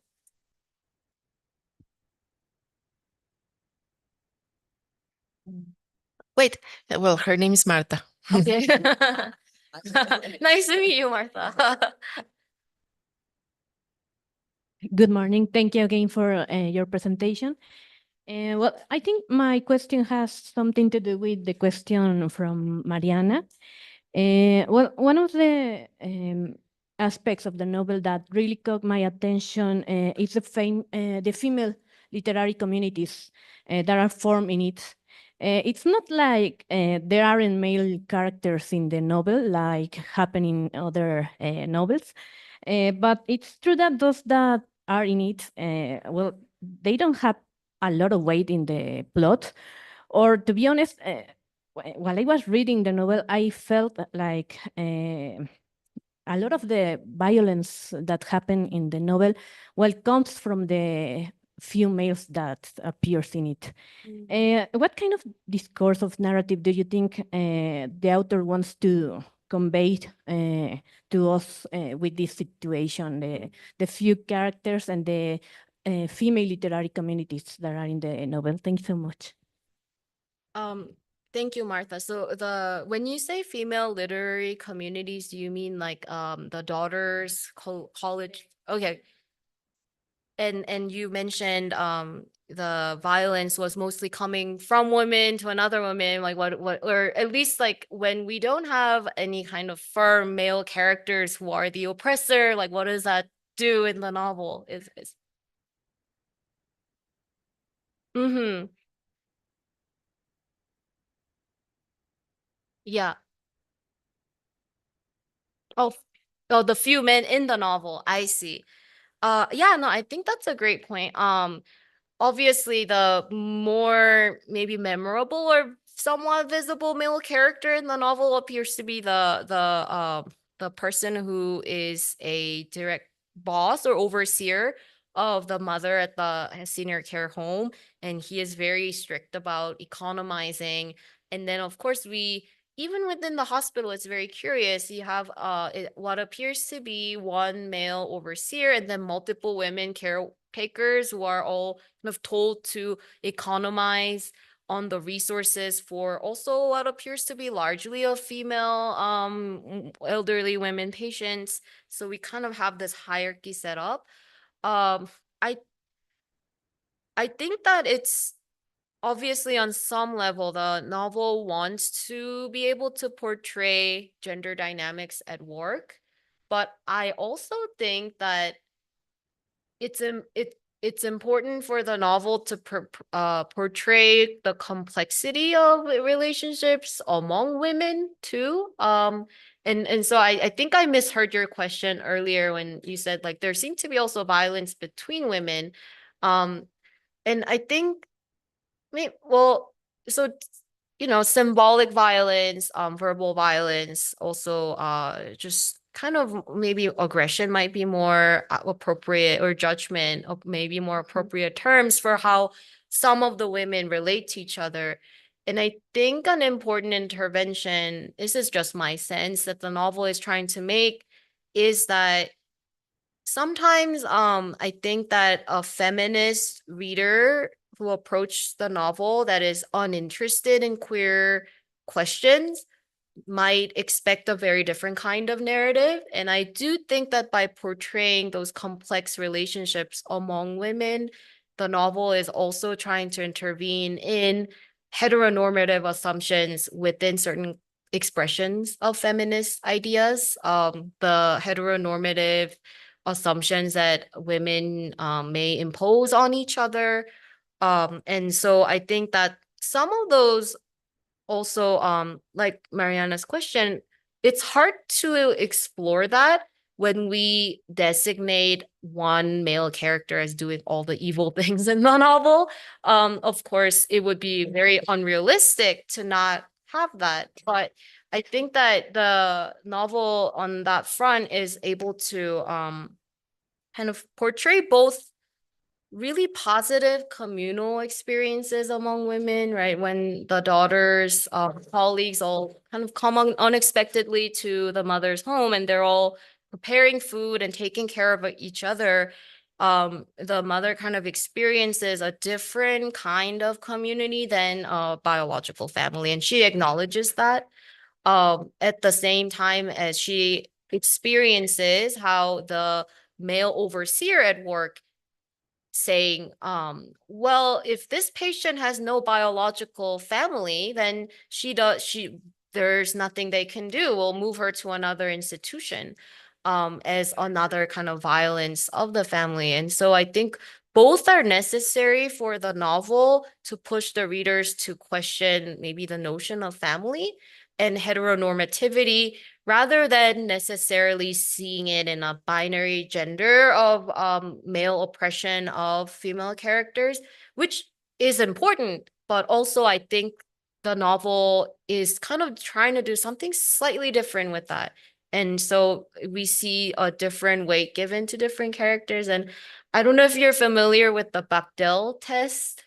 It's a test that Alison Bechdel kind of jokingly came up with, of like when you see a movie or a narrative, how like the text does not pass if you you have to have two women characters talking to each other is the first criteria, and then the second criteria is they have to be talking to each other about something other than a male character. Like not so like something other than marriage or dating or whatever, taking care of a male character. And I think that the novel quite successfully like surpass that in portraying the complexities of both collegial relationships among women, communal relationships among women, romantic relationships among women, and also mother-daughter really like familial relationships among women. And so it's hard to carve that out in a novel, I guess, when you have too many male characters taking up space. At least that's my sense. But it's certainly very interesting, the few moments of violence and how the male characters express them in the narrative as well, to keep some sense of reality. Hay otra pregunta. Oh, maybe a microphone. The microphone is behind you. Since this question is relevant to our class, I think we've been seeing about women being like the base of society, especially for like Korean history. But I think I'm curious about how readers, and especially like the history between the females in the book, um, think about how women are rejected as products for the society, but also as the cares for society. How is like how can we approach this study of women being like the base of the society, and how does that implies some kind of violence of expectations of, in this case, the mother for the children, about how they have to take care of them in the future. And I think that's my question. Yeah, and your name is? Sophia, again. Sophia. Okay. Thank you for that, Sophia. So I heard two different questions. One question was about like a seeming contradiction that women seem to be in some ways like the most oppressed in society, and kind of presented as some kind of a social burden, and at the same time women performing so much of the care work, and what to make of this contradiction in South Korean society. And then the other question was about how do we think about maybe the kind of particular kind of violence of the mother in the novel to expect biological children to perform care duties for the elderly. With regards to the first question, I think that the contradiction actually goes back to this idea of the precarity that is manufactured in South Korean society, especially after IMF. But of course, I would not say that it kind of appeared out of nowhere. This has always been historically very much present in Korean modern history, but a lot of women's labor becomes invisible. It's not rewarded monetarily. It's kind of taken as something natural, right? That's kind of the work of gender, right? That it erases labor as labor proper. It presents it as some kind of instinct, but in fact it's very much socially created condition for women to perform these kind of labor and then to not be recognized for their labor. So there is a definite feminization of care work in Korea that I think we very much see here. And ironically, when you invisibilize and feminize this kind of care work of as women's work and don't reward it or don't recognize it as labor, that then produce this idea that the women performing this work are not working, and that that then makes it possible to see women as also burdens of society, right? So ironically, you have large majority of women performing labor, and because their labor is not recognized as labor, they are considered not profiting, right, the nation state or society, that they are burdens. But at the same time, we have a conflicting population decline discourse that precisely show how laborious some of this work that are naturalized as women's work, right?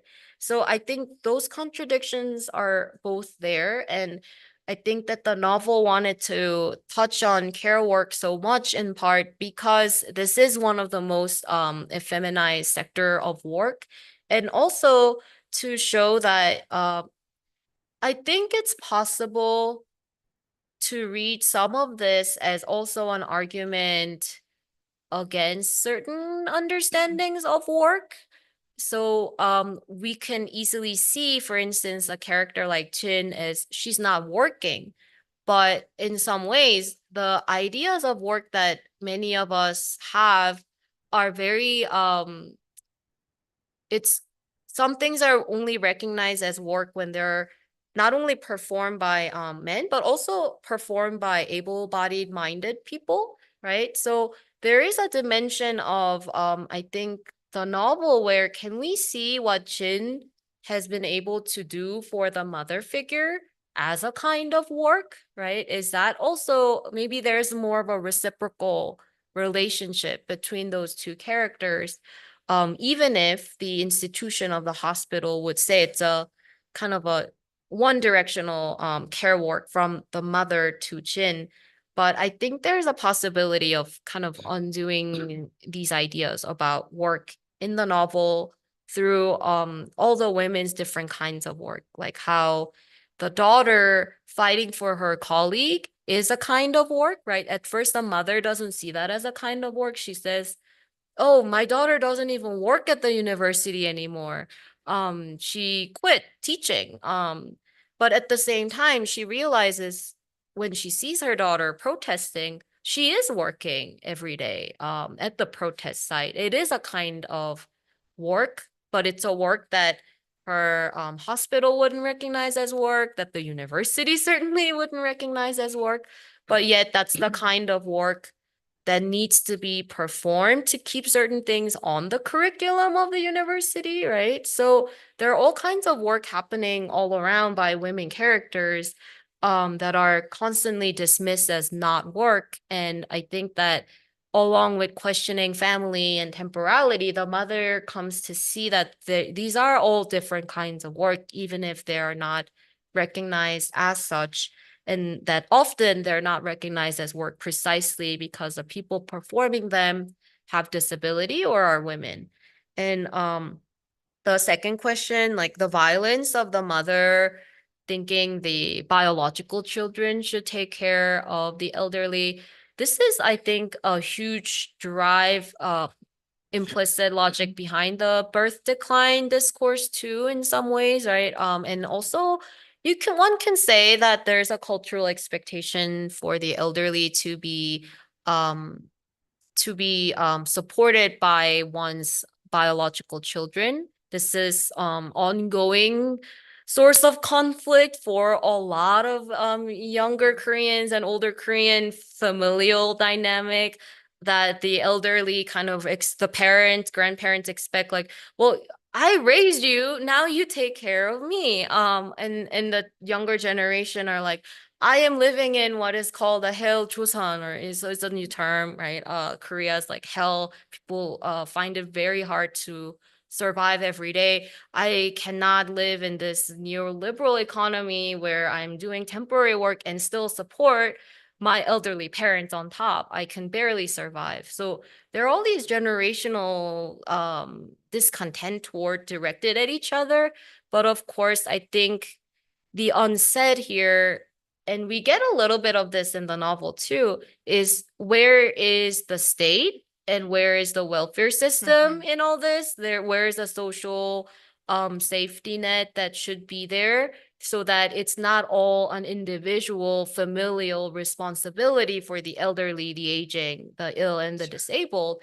And I think that this kind of goes back to, so not only do we see the neoliberalizing at the workplace, we also see it so heavily seeped into our the South Korean understanding of everyday understanding of family, that some of the responsibilities that maybe should be more politically discussed as a responsibility also of society and of the state are shifted onto the family, so that it's up to maybe the individuals and the individual families to take care of a societal need and problem. And that's, I think, although we experience this through the figure of the mother is also someone who understands that there's something wrong with Chin not being able to receive care because she doesn't have children, even while she expects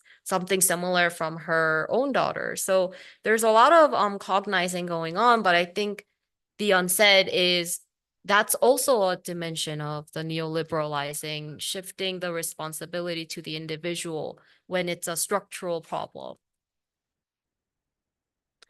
Thank you. One last questions for Dr. Nayeli's students. No, okay. So we have a time for break. Tenemos 5 minutos de descanso para las personas que se puedan quedar. Lo que sigue va a ser la intervención de la doctora Nayeli López con un comentario de la presentación de la doctora Anabel. Y también va a haber una última sesión de preguntas por si gustan quedarse. Y bueno, les agradezco mucho su presencia. We have a time for break. So if you want to go to the bathroom or stand up. Okay. Chicos, a lo mejor los que se tengan que ir, si se tienen que ir, gracias por haber venido hasta acá. Y me dejan allá atrás los reportes del día de la clase de hoy, los que los hayan hecho, ¿sale? Yo los recojo después, gracias. Para la gente que se pueda quedar, pues ¿qué será? Tenemos unos 5 minutos, 5 minutos para ir al baño, para pararse o para lo que necesiten. Lo que para toser. Your students are amazing. You must have such a great class then, yeah. It's just say everything. So Lots of very interesting topics. Mhm. And they just love this because although the class is not about these topics, they always what yeah. No, I think the questions were really amazing and you have amazing students. Actually, they are in the philosophy faculty. Oh. So in this faculty is where like some years ago we have all this movement from the students, the good students who closed the faculty. Si alguien tiene la lista de registro, ¿me la pueden pasar por acá, por favor? Gracias. See. Yeah, we. Oh wow. Mhm.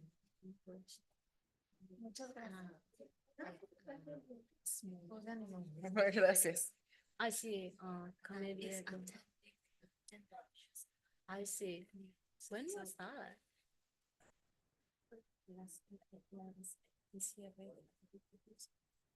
A long time ago. I think it was before the pandemic. Ah, right? okay. No. There has been many, like the Department of Philosophy and Literature is frequently taken by students. But I think the last one, see, I think the last one was before the pandemics. I think it was in 2020. Mhm. Yeah, because I remember that I just started working here like in 2019, and I get the first class, and then the break for the next I couldn't teach already Oh, because they yeah. Wow. made them on. It was very Yeah. That's very impressive. So the girls are. Yeah.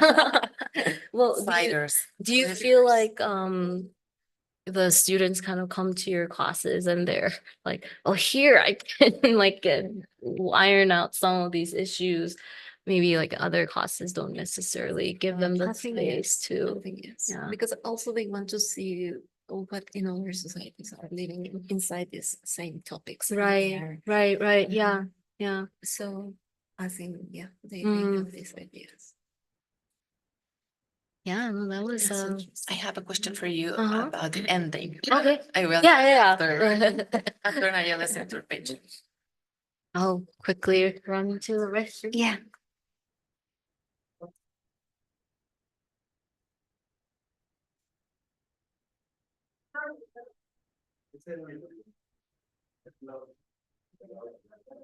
Pues llegaron bastantes chicos, pensé que no, pero casi llenaron. Pero yo estaba muy preocupada porque no. Sí, porque hay muchas historias de terror al respecto. Sí.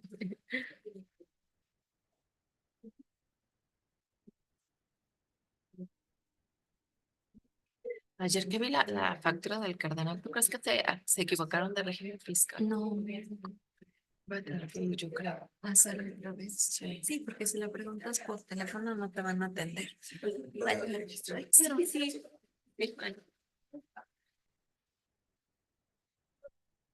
No, o sea, voy a tener que ir yo sé. Sí, porque aparte si les hablas por teléfono te dicen que sí, pero no te dicen cuál. Exactamente. Ajá. Yo sé. Lo bueno que todavía tienes tu mes. Sí. Ajá, porque ya cuando es a fin de mes. es de, Ay, no, ya. qué horror. No, ya es que yo ya no puedo con tantos problemas. Sí, es que es mucho. Sí. Bien intensa la dinámica. Sácale a veces la baña, imagínate que todo el tiempo que usamos en salir adelante con todos los trámites Ajá. y pudiéramos hablar en administración. Sí. Muy triste. Bueno, Pedro, podría ser Pepe. Es que también es ya lo pones en perspectiva y dices, Sí, de esos claros. Al menos estamos en la cabeza. sí, sabes, yo siempre es lo que pienso, estoy donde yo quiero estar. Y eso ya para mí es muy Y sí, lo sé. Yo creo que cuando estás aquí como que te lo das por hecho. Pero en realidad, o sea, cuando tú ves todo lo de los coas y no, la verdad es que salí rayada. Sí. Muchas gracias por venir.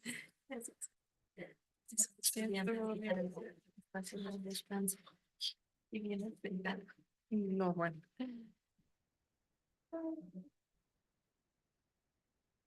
Pues Cátedra de la Industria Cultural de Corea.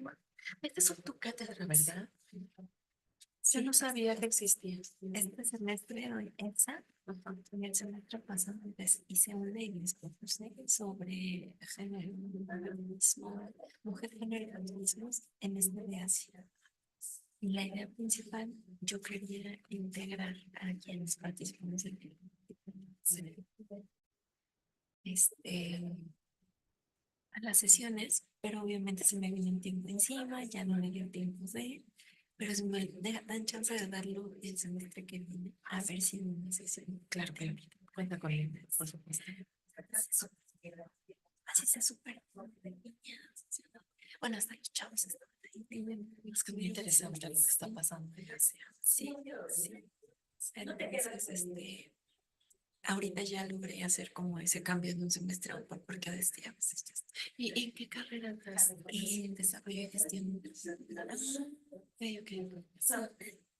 Y aparte creo que es como el único espacio donde realmente están como más abiertos a esta Sí, porque yo quería dar, bueno, un colega y yo del Colmex queríamos ver si se podía dar en línea algo de Japón, de literatura, en el Colegio de Letras Modernas. Y nos dijeron, ay, no, porque los estudiantes están muy distraídos y si venimos y les dejamos, decimos a los de Japón que van a distraer más. Y él y yo así, bueno. Ay, pero distraídos. Sabes, es que aparte hay un momento, yo es lo que siempre le digo, o sea, es que si tú les preguntas a los estudiantes, ellos ya habrían hecho su área de estudios de así. O sea, todos están fascinados, sea con K-pop, sea con Sí, no con Japón. Con libros. Pero pues no quieren que se vayan. De todas maneras, mucha gente de literatura se va al Colmex a hacer la maestría. Entonces, pues da igual. ¿Y por qué? para que no se distraiga la gente. Dices, oye, ¿cuál? O sea, ¿cuál distracción? Para armarte un programa. Y nos queda muchísimo. Pues sí, me da mucho coraje eso. Sí, y dices, bueno. Y entonces, pues bueno, o sea, la verdad es que conmigo se han pasado muy buena onda y me han hecho un huequito, pero pues tampoco se es como eterno. Lucha de hacerte un espacio en todas partes, no sé, todo el tiempo. Yo creo que vamos empezando para quien esté. Sí. Bueno, vamos a retomar la sesión del seminario. Tenemos una hora. We have an hour to go. So we're going to begin. And for those who do not know her, I'm going to introduce you to Dr. Nayeli Lopez. Okay.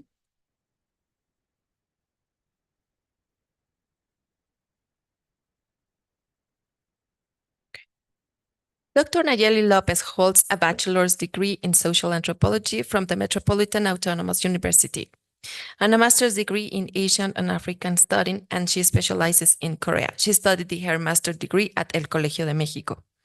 She received a scholarship from the National Institute for the International Education Development of the Government of the Republic of Korea to pursue doctoral studies at Hanyang University in Seoul.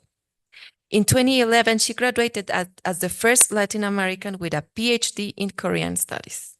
In Korea, she was a professor at Hansei University, Chung-Ang University, and Seoul National University.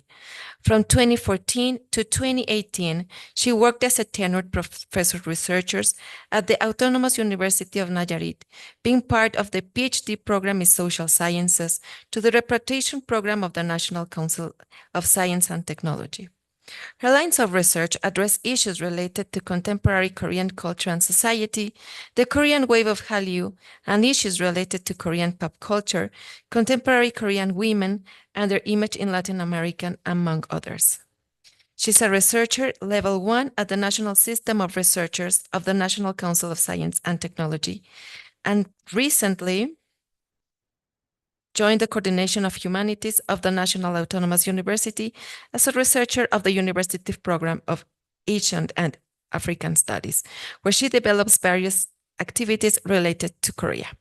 Well, Dr. Nayeli, thank you for participating in this seminar, and we are going to listen to your commentaries to Dr. Wee's presentation. Well, thank you very much, Ale, for the presentation, also for the invitation. Also, thank you to Annabelle for this great presentation about the novel. Actually, I just told you before the break that what else can I say after you say all these things? But let's try to make an approach. Like my approach will be much more like a structure about the novel.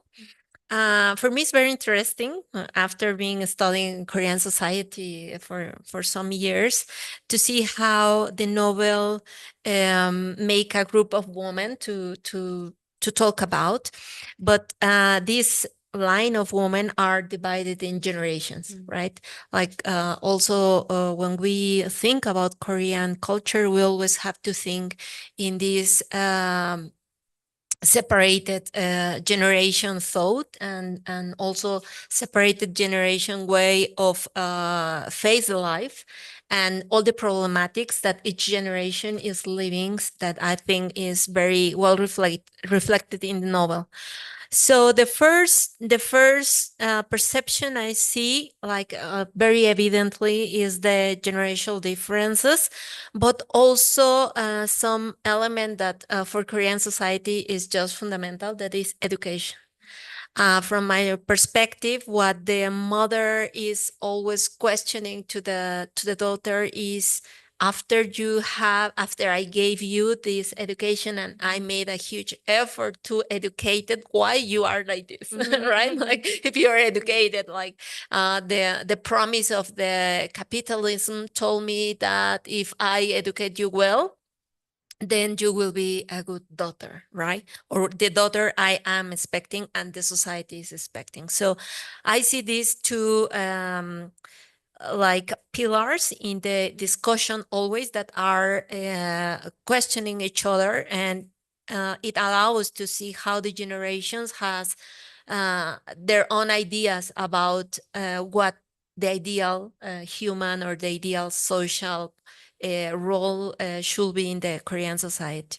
So, of course, the main characters are the mother and Green. As you say before, Lane comes into this, let's say, very inside wish of the mother of their own daughter to be. Like, if I could choose how I want to be my daughter, it will be like she, right?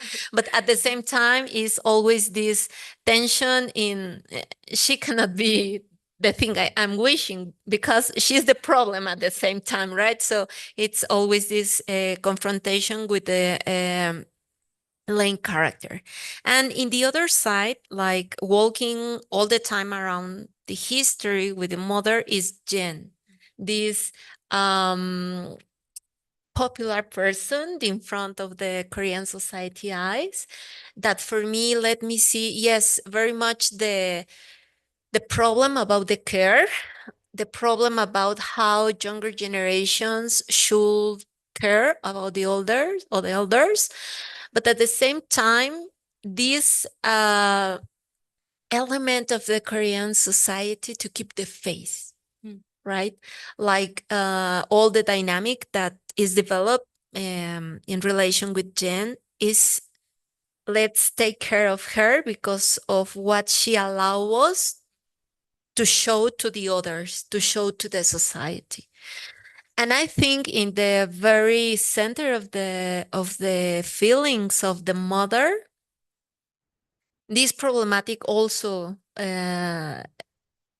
comes up and make evident that, yeah, she loved the daughter, she tries to understand, but at the very end, she cannot accept that the face that she needs to give to the society has to be based in the figure of the daughter, the not ideal daughter. So I always try to question this part of Korean society in the context that why can't you show what you want, and you have to show what the others expect of you to be, right? For Koreans, it's very complicated.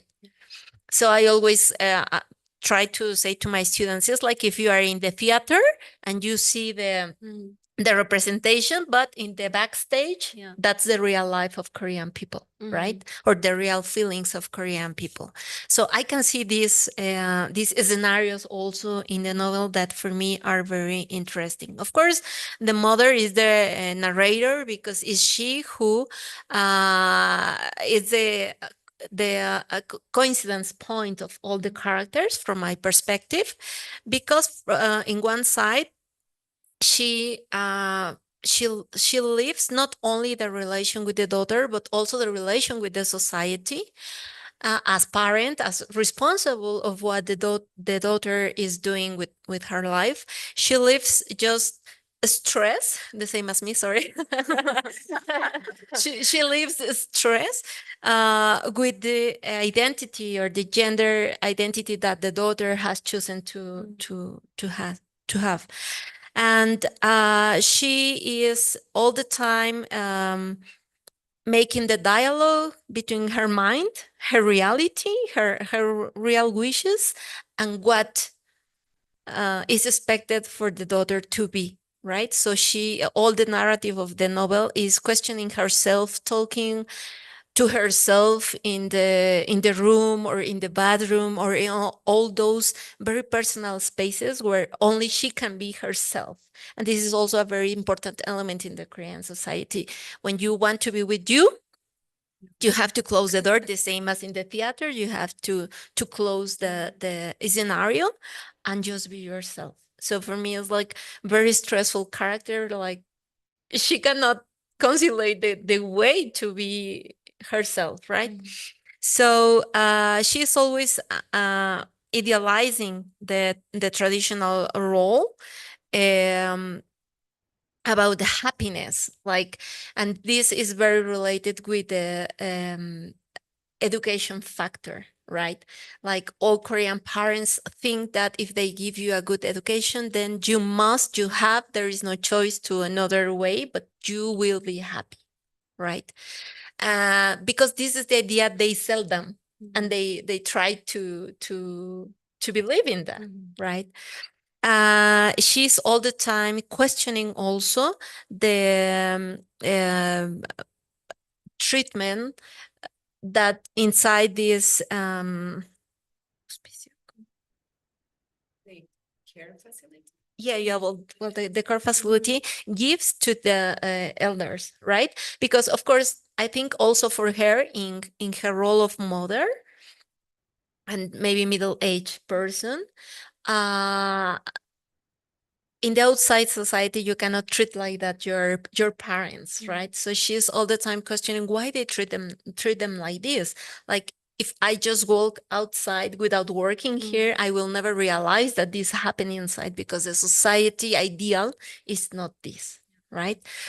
So she questions this part, and she's all the time negotiating with these ideas about the elders inside the society.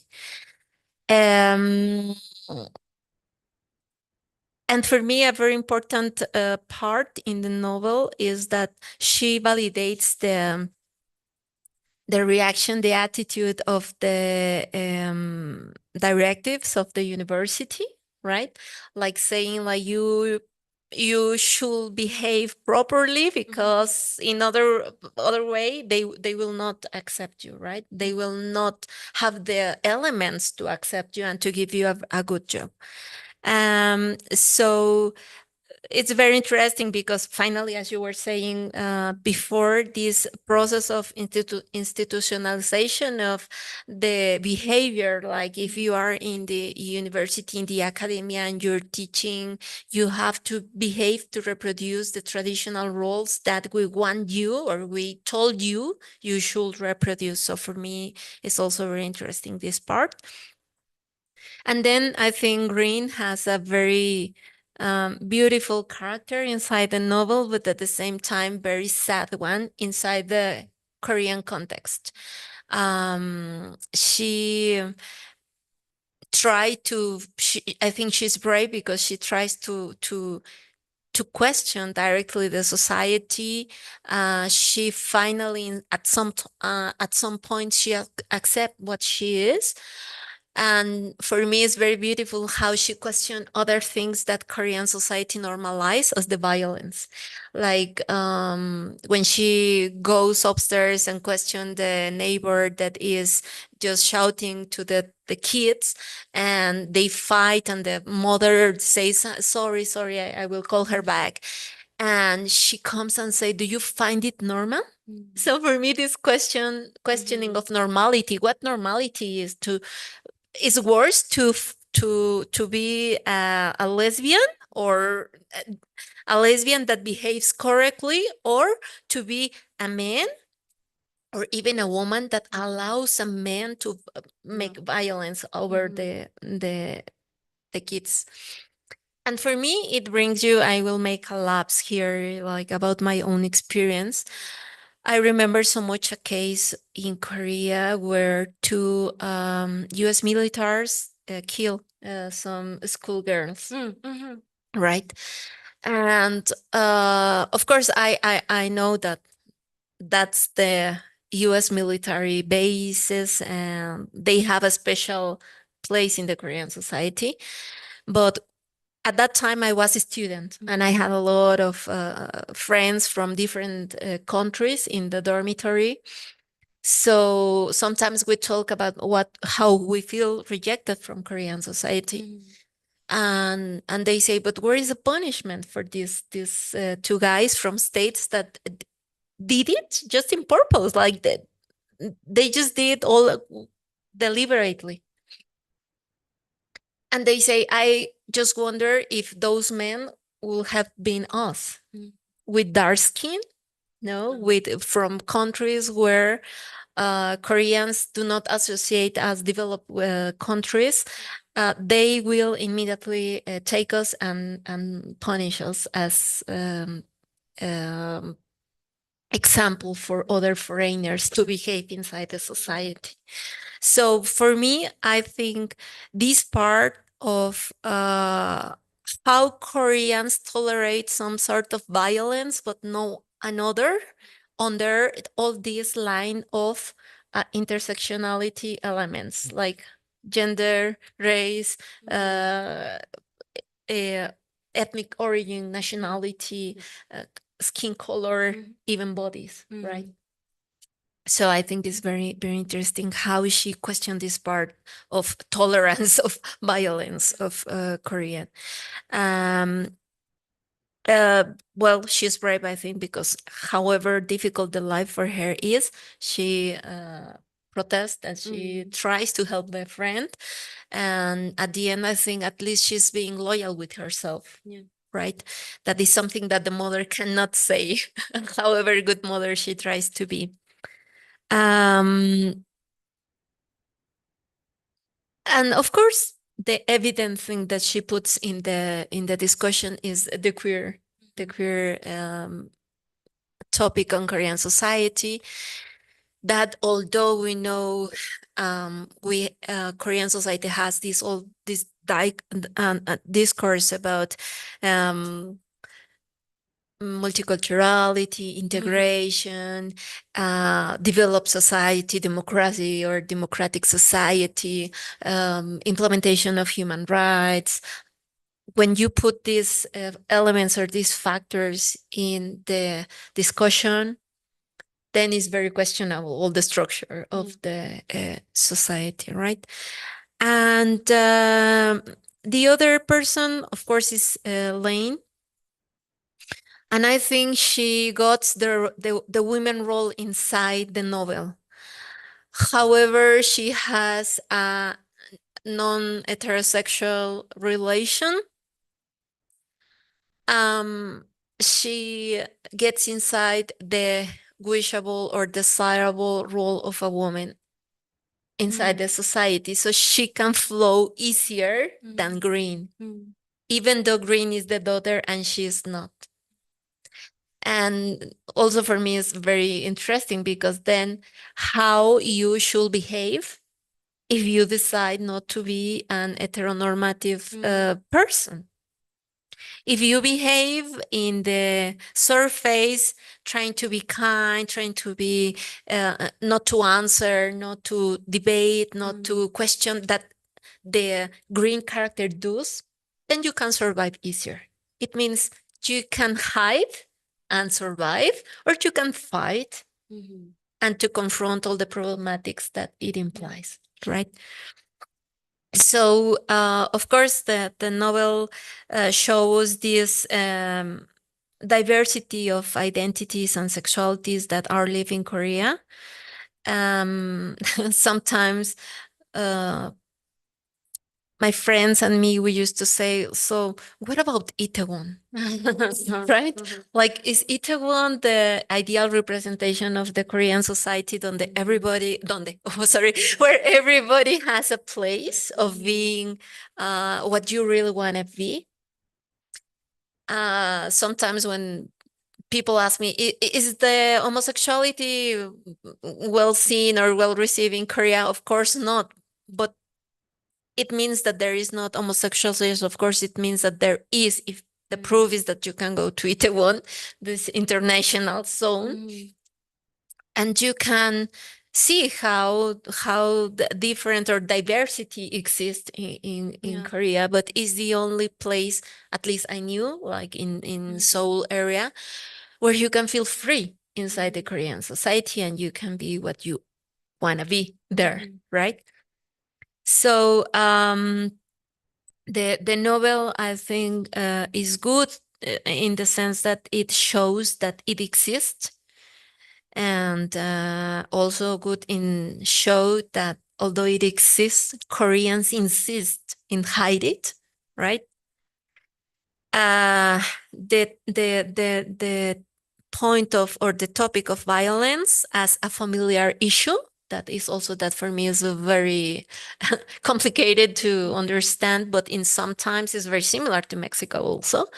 Like you cannot go and help and say, hey, you men, stop, because then the own girl tells you, it's not your matter, it's not your problem, you go, right?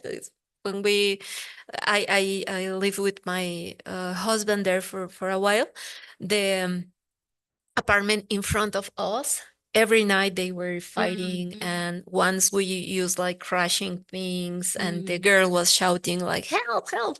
So my husband said, let's help, and I said, I don't know, so let's help, he said, because what if something happened to her?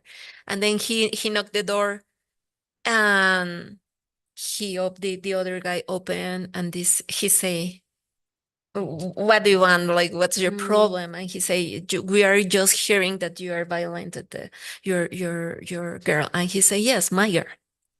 So the girl came and say, it's not your problem, thank you. So of course it was like, what?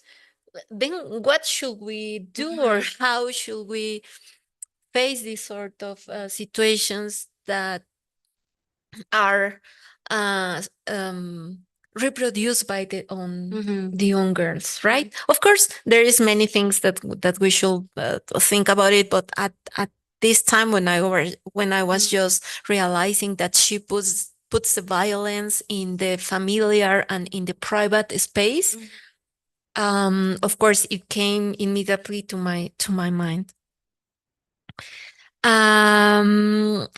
Other thing that for me was very curious in the novel was that the mother has this manner of this compulsive reaction of clean everything that she receives from Lane. Whatever Lane gives her something, trying to be kind, she just clean it when Lane do not realize that she's cleaning it. But it says so much about the dirtiness she associates with this sort of relation. Is the the impurity that is implicit in that sort of relation. So I think it's very subtle, like very low profile, but the writer shows this part that it's very, very, very good.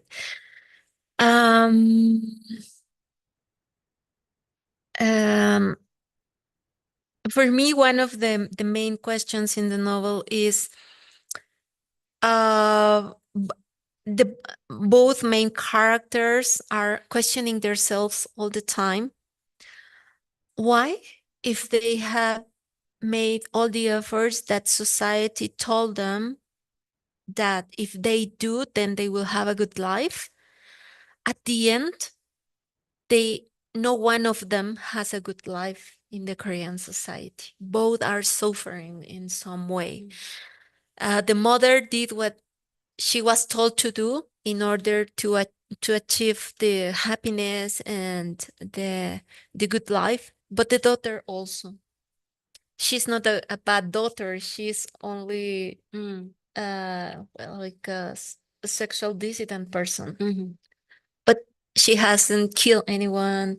She hasn't stolen anyone. She hasn't do anything more aggressive in the society. So I think the constant question in the novel from both is why we cannot be happy after we fulfill all the requirements.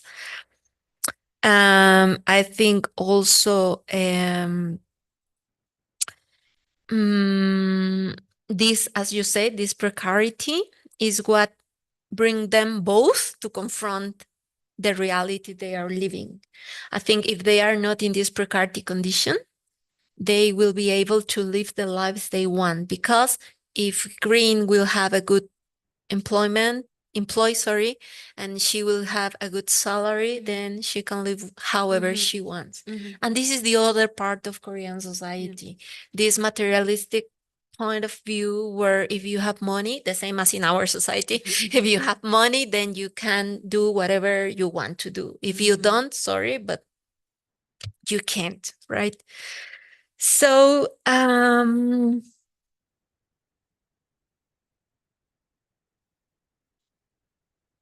Um, I think you were right in saying this lack and also stress of the care system in Korea. It's very well shown in the novel, and I have the coincidence with you in this fact that most of these problematics that Korean society is facing is because in a very comfortable way, the state and the patriarchal structure has assumed that the women can just work in all the social reproduction system without being retributed. And now when women has realized that they don't have to do it anymore, then the state start to think what we will do to convince them that we were doing it very well, because that's the time where Korea has the highest and the fastest economic growth, and the middle class was the largest in the Korean history. So always is this capitalistic discourse, right? That not only impacts on Korean society, but as you say to one of the students, we should think it in our own reality. That we can trace all these coincidence, and to think that something in that structure, capital structure, is wrong. And it's the time to start to changing, or to try to restructure in some other way the life that we have been living in the last 15 years, right?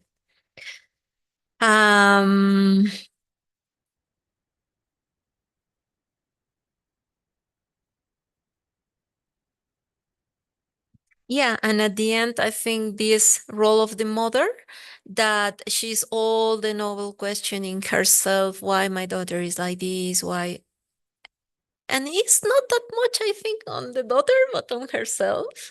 Because in Korea, the role of mother can be questioned of having living the life you have to live if you cannot show through your daughter or through your son that you were a good parent, right? So she's not fulfilling this Confucian precepts of being a good mother and a wise wife, Yeah. right?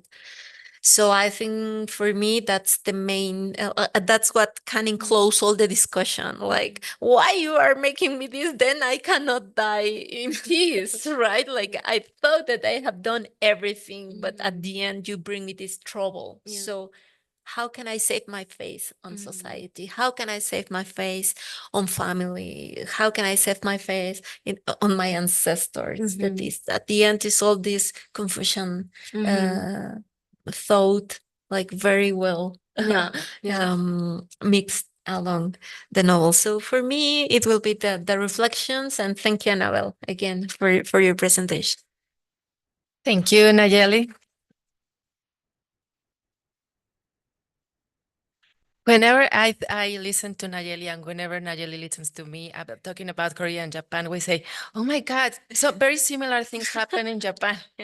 Okay, saving face. No, in Japan they have a whole set of concepts like "omote ura uchi soto honeta temae" that are about this living in backstage, that your real self is backstage, and everything else is happening on stage, right?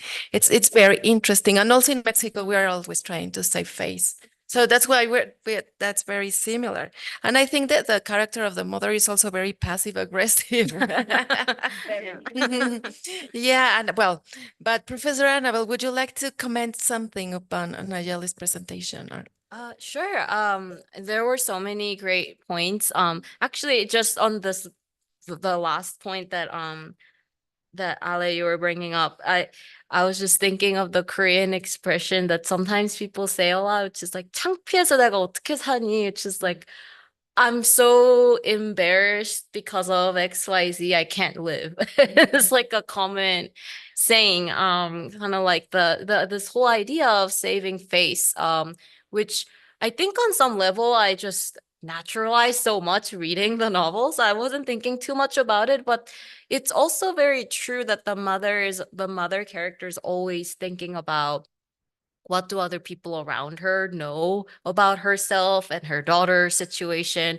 And she's always kind of mumbling to herself, like, how did my coworker find out that my daughter lives with me? And like her, yeah, like where did, what's her source? Or how did she find out? How am I supposed to now react to this? And so there's constantly this calculation about where or how people would perceive her as a mother through her daughter and saving face, which is such a pervasive part of the novel. And I think you described it really well. The one thing that I really thought would be interesting to think a little bit more about, and I feel like during the talk, maybe I didn't do this enough. But when I was rereading the novel yesterday, I kind of started thinking about this a little bit more, also because of the birth rate decline discourse that I mentioned earlier in South Korea right now. And also, Naeli, your own experience, kind of perceived as a foreigner in South Korea, that of course, one of the important side male characters in the novel that in a very interesting way, I guess we all kind of forgot about is the Tapat character, Yes. who is a factory worker. It's kind of implied that he is of Southeast Asian background, a migrant worker in South Korea, who is one of these people that the elderly character Jin has financially supported, right? Like a distant foster relationship.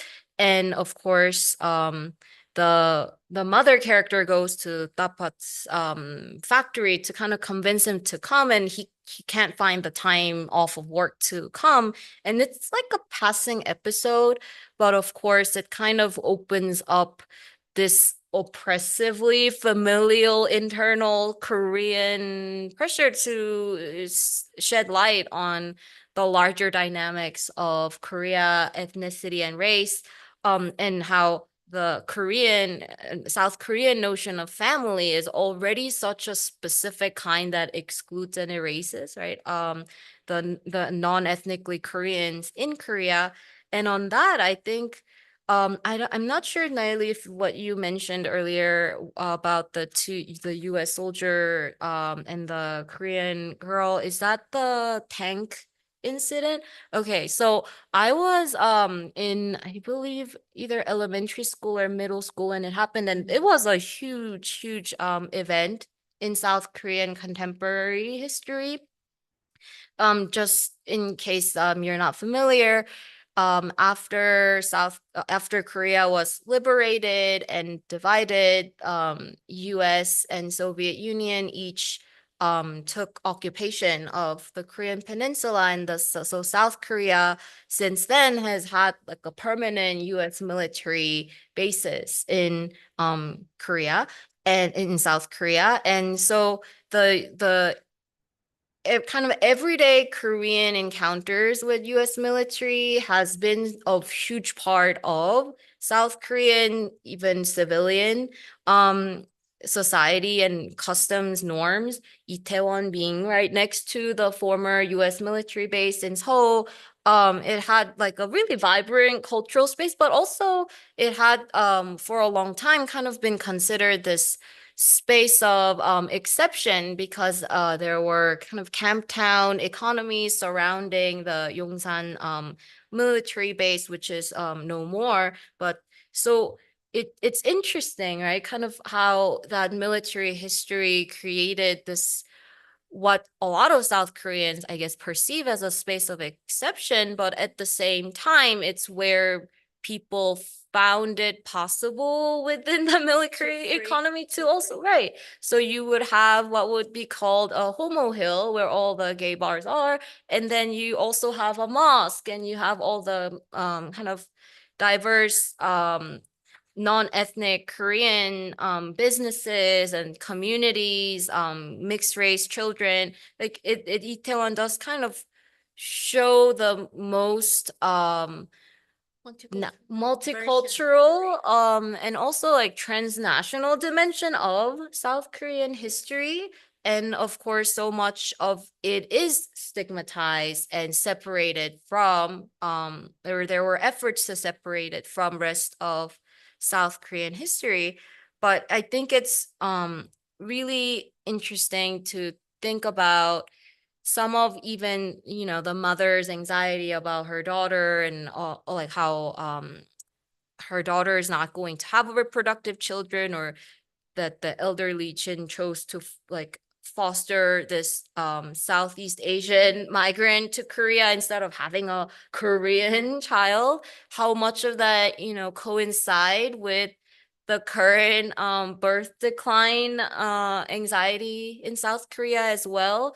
One of the South Korean government's most recent measure to counteract the birth decline was to allow Filipina women to come to South Korea to help Korean women with child rearing. And so there are obviously all these migrant economies that are created to make certain kind of a Korean population possible. And I think the novel is kind of, it's not fully there, but I think it's kind of that Tapa character is trying to identify that the boundary of Korean citizenship and family. And I think that, you know, the question of what kind of violence is acceptable and what kind of violence is not acceptable, you see the same thing play out where there is kind of a hyper fear of a certain kind of violence from racialized migrants in Korea,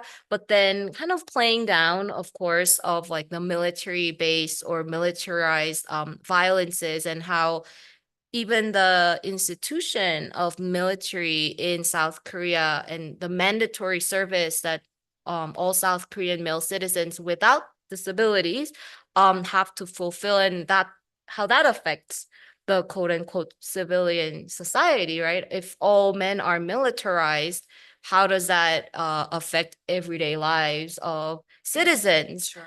And I think that kind of speaks to this underlying gender violence that is very private, domestic, but it's everywhere, right? And to extent to which I still think this still happens very often, where if people if such violence does take place on the street, people kind of assume if it's between a man and a woman, oh, well, that must be the husband, then like I don't intervene.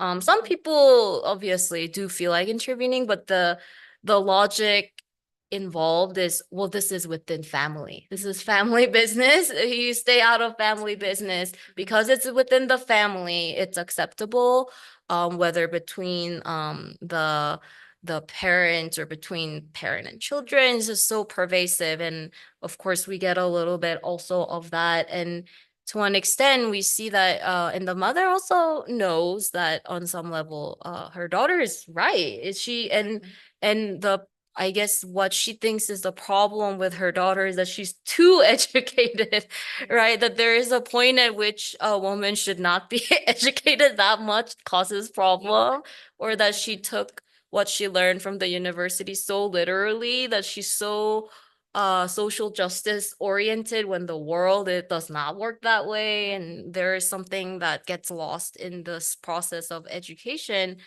And so there's an interesting dynamic of kind of how education is supposed to be to earn a degree so that you can have a successful job, so you can be a successful citizen. And in some ways, the daughter being so involved within the workings of the university show how the educational system's broken too, that it's not actually serving the students or the faculty of the university, that people get actually assaulted and harassed in the protests. And so I think that there are so many kinds of violences that we encounter in the novel, and it's really interesting to think about those as connected to each other. But I know Ali also had some questions, so I'll end there Yes. for now. Before going back to you, the audience, to listen to your questions, I would like to make one question, but first I would like to read the ending of the novel, which I think it was very moving, and well, I don't know if moving it's the word, but you described it as hopeful. Yeah. Okay, well, I'm gonna share it with you. It's short. I close my eyes and try to go to sleep. After this nap, when I wake from a deep, deep sleep, I hope all of this turns out to have been a lie. I hope everything is back to the way it was, an uneventful, easy life that doesn't require any effort to be understood and accepted. But maybe what lies ahead is a life of endless fights and tolerance. Will I be able to take such a life? Will I get through it? When I ask myself this question, I see the face of an old woman wearing a stubborn, intractable expression and shaking her head. I close my eyes again. In any case, now is the time for sleep. When I wake up, I will have the energy to get through the next bit of life ahead of me. I am not thinking about what's coming far of the future, but what I face now. I think to myself that I will only think about what needs to be done today and get it done without incident. All I can do is believe that I will make it through the long stretch of tomorrows. So I think what caught my attention about regarding this ending is the resiliency. I have been reading Japanese and Korean novels for a while, and I think that an aspect that many Japanese novels share with this particular novel is resiliency. That idea that we have to keep on living, even if life doesn't offer anything good. Even if there seems to be hopelessness. So I would like to ask you if resiliency is an extended concept in Korean contemporary literature, Korean literature, and what do you think about this ending? This and the connection to this concept of we have to go on living, and this very concept is, as I was saying, is also shared by many Japanese novels. It doesn't matter that everything is awful. We have to go on living. So what do you think about this? Yeah, I know that the ending does not sound very, very hopeful, but to me it sounded hopeful enough.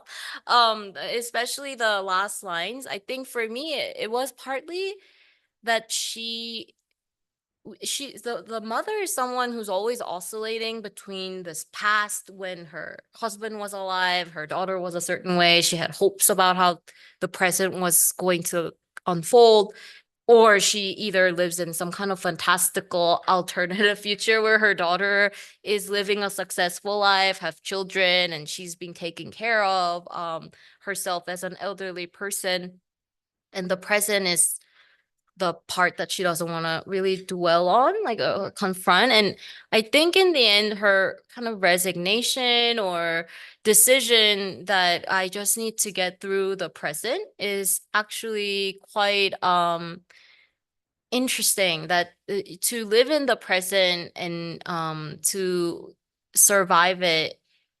I do think that there is this idea of resilience there that comes also specifically from someone who associates survival with such harshness that it's almost questionable whether surviving is worth it in some ways. So she's observing Chin and kind of thinking like, is this life, or is this more like you're just waiting for death to happen? And to witness all that and in the end still say, I will just live the present. I think there is a kind of refocusing of what living is that happens in her mind. That seems interesting, that she's no longer, I mean, she still worries about the future, but she, on some level, I think, learns from the daughter and this experience of witnessing protest and violence that you have to be in the present. And that's an interesting reorientation of her temporality that I think we don't see as much throughout the novel. That's why I interpret that as hopefulness. It's not necessarily hopefulness about how great the future would be, but more hopefulness that you can get through the present. And maybe change the present, or just going through the present is enough on some level. And I think this larger question of resilience is a very interesting one for me, because another kind of class that I teach and I've been thinking about is disaster narratives in South Korea, which there are plenty of, and also in Japan. Oh, actually, there was one last thought I wanted to say before moving on to that, so I'll say that now. I think partly between Japanese novels and Korean novels, this idea of survival as opposed to maybe choosing death is really meaningful, because we know that both South Korea and Japan have had highest rates of suicide in the world, and a lot of it is associated with saving face.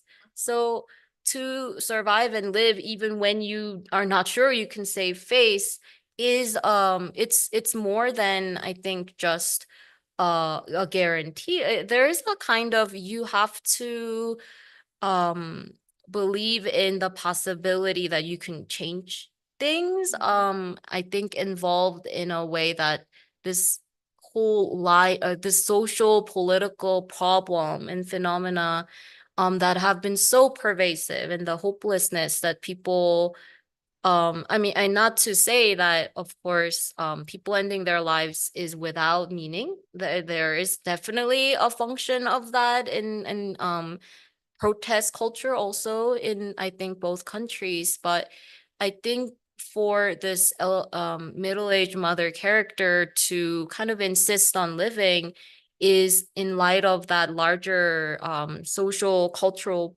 kind of perceived as problem in both Japan and Korea, is to say that that living doesn't have to be about some kind of overt success or happiness, but when you are living, you are not dead. And and that's so you're doing something in the world and creating relations, and you can't control everything, but it's still possible to continue to change. And so I think that's the kind of interesting dynamic that it never occurs to her that she wants to die, or she wants maybe necessarily for Jin to die, or for her daughter or her daughter's lover to die. And I think that's interesting and saying quite a lot, because we see all the time news of, from even, sometimes things that outside of Korea or Japan, people might wonder, why would somebody kill themselves for this one controversy? But it happens all the time.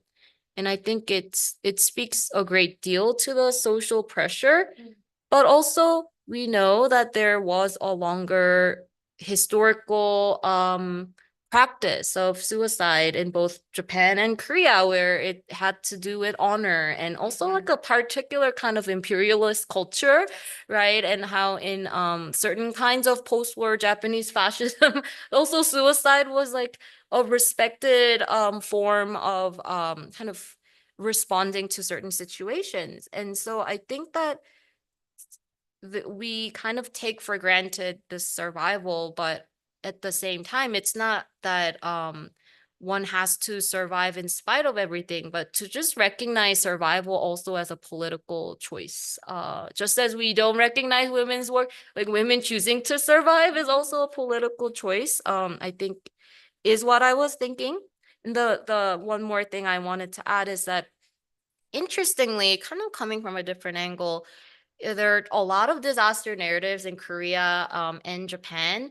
And within disaster narratives, some scholars, especially Yarima Bunia, has kind of argued that sometimes in disaster narratives, resilience becomes something that becomes commodifiable. So like in the case of Puerto Rico after Hurricane Maria, like Puerto Ricans have to be resilient, and the island will be able to resuscitate itself, became almost like a reason for the mainland US to not support and to help in the recovery of Puerto Rico, and that this kind of logic of expecting disaster victims to save themselves and that they have to be resilient is also partly a neoliberal idea. And so I think that's not out of the question too, thinking about this novel. Like, is she being maybe her most neoliberal version of a character like this to still want to continue to live? And I think that's an open-ended question that the novel leaves us with. And I think it's worth thinking about because it is very difficult for her. And I think that it would be an understatement to just say that of course she would want to live. She's taking care of people, but a lot of caretakers, especially this novel doesn't make it very visible, but in South Korea, a lot of caretakers in similar institutions are they're Korean migrants from elsewhere, right? Like so Korean Chinese workers, and they undergo a lot of abuse from also Korean families of the institutionalized people, and there are a lot of factors involved there. So I think it does kind of make you wonder, like, is this like the the best maybe kind of outlook we get at the end? But I think there is enough in the novel to both support and criticize where it ends. And I think that's like a pretty great place to end for, I think, the novel to kind of keep that question open for us. Okay. Thank you very much, Annabelle. We have time for one or two questions or commentaries. Yes, her name is Salma. Mm.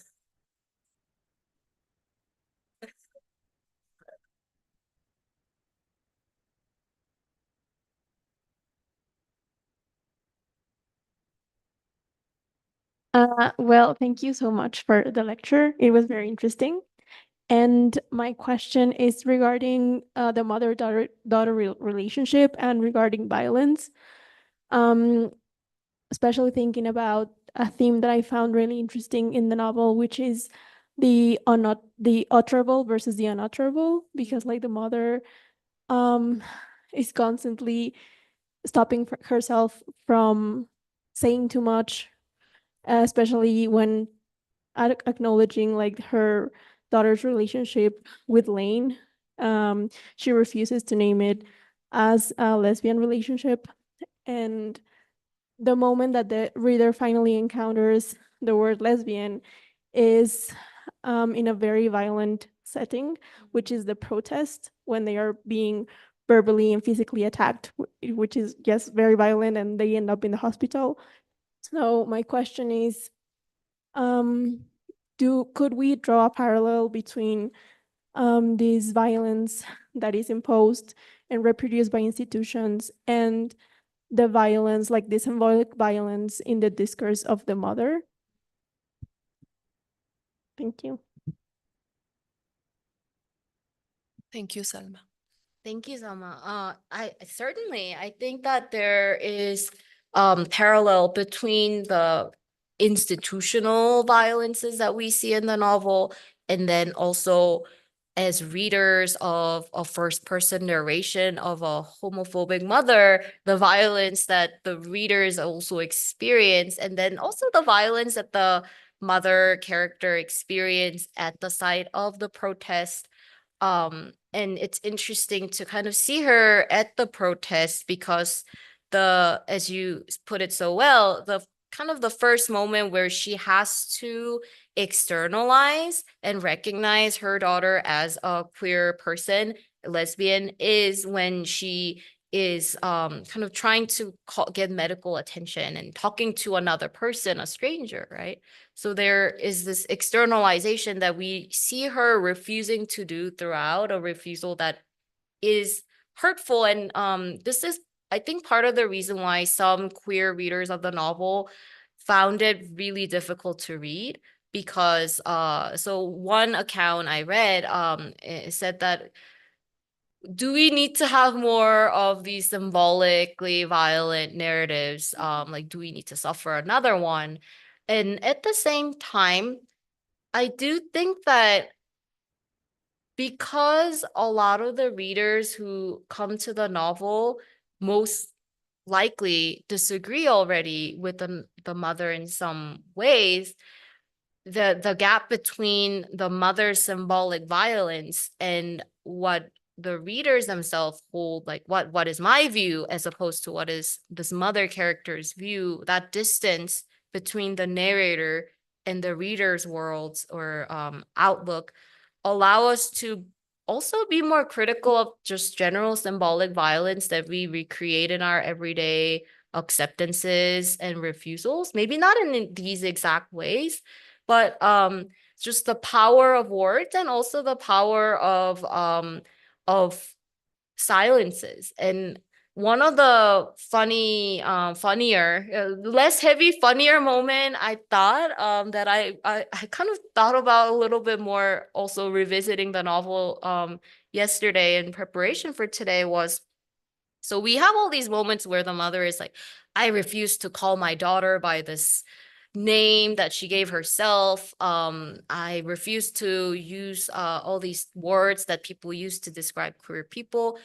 And then there's one instance where she doesn't explain herself, but then kind of utters to her internal thought, was when on Sunday her daughter and so Green and Lane are both home, and kind of Lane and the mother are drinking coffee. Of course, the mother doesn't want to drink coffee with Lane, but it just happens, and she's just like, I don't know why this is happening. And then Green shows up, and she's like, oh wow, you guys are drinking coffee. Like, mother, like, where do you have to go? You look ready to go out. And the mother says, I'm going to church. And then the daughter says, or Green says, I thought you're not going to church anymore. Or I thought you haven't been going. You told me you're not going. And she says, well, I have always been going. And then the unuttered part is, actually, that's not true. And so I thought that was a really interesting moment, like kind of comical.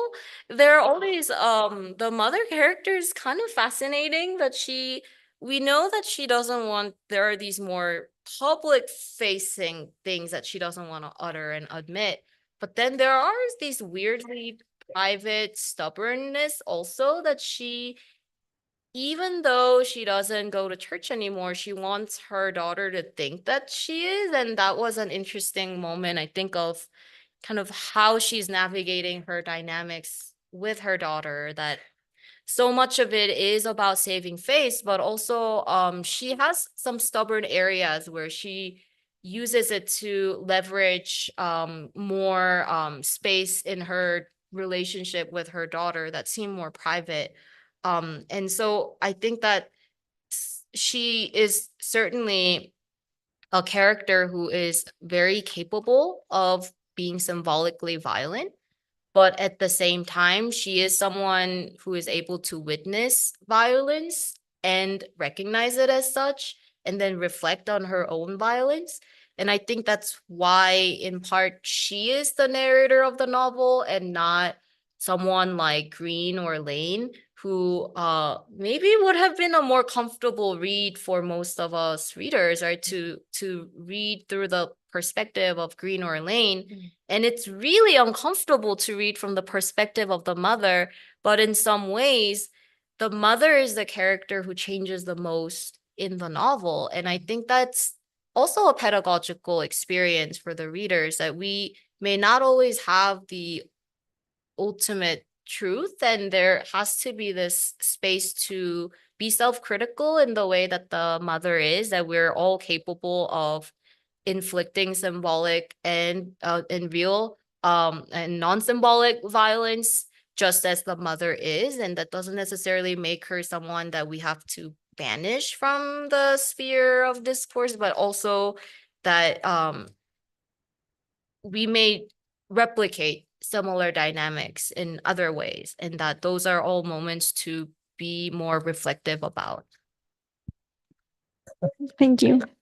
Thank you. Well, we have run out of time, and I would like to thank Professor Annabelle very much for these fascinating 2 sessions of the seminar Korean Voices. Thank you very much. I will give you a certificate of participation. Oh, thank you. Perdón. Thank you so much. Thank you very much for all of you for attending to this second and last session.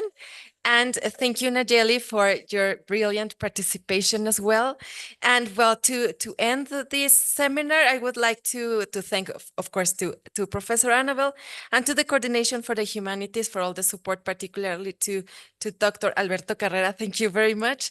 To the places where I work, of course, the Center of Gender Studies and Research, and of course to the University Program of Asian and African Studies with their invaluable support always. Thank you very much. And well, with this, we finish this fantastic seminar. Thank you so much for coming. And I hope you come again in the near future. I don't know. If it's in your plans, you will be welcome at UNAM, if at PUEA or at CIER, or maybe in other universities. Thank you so much. Thank you so much.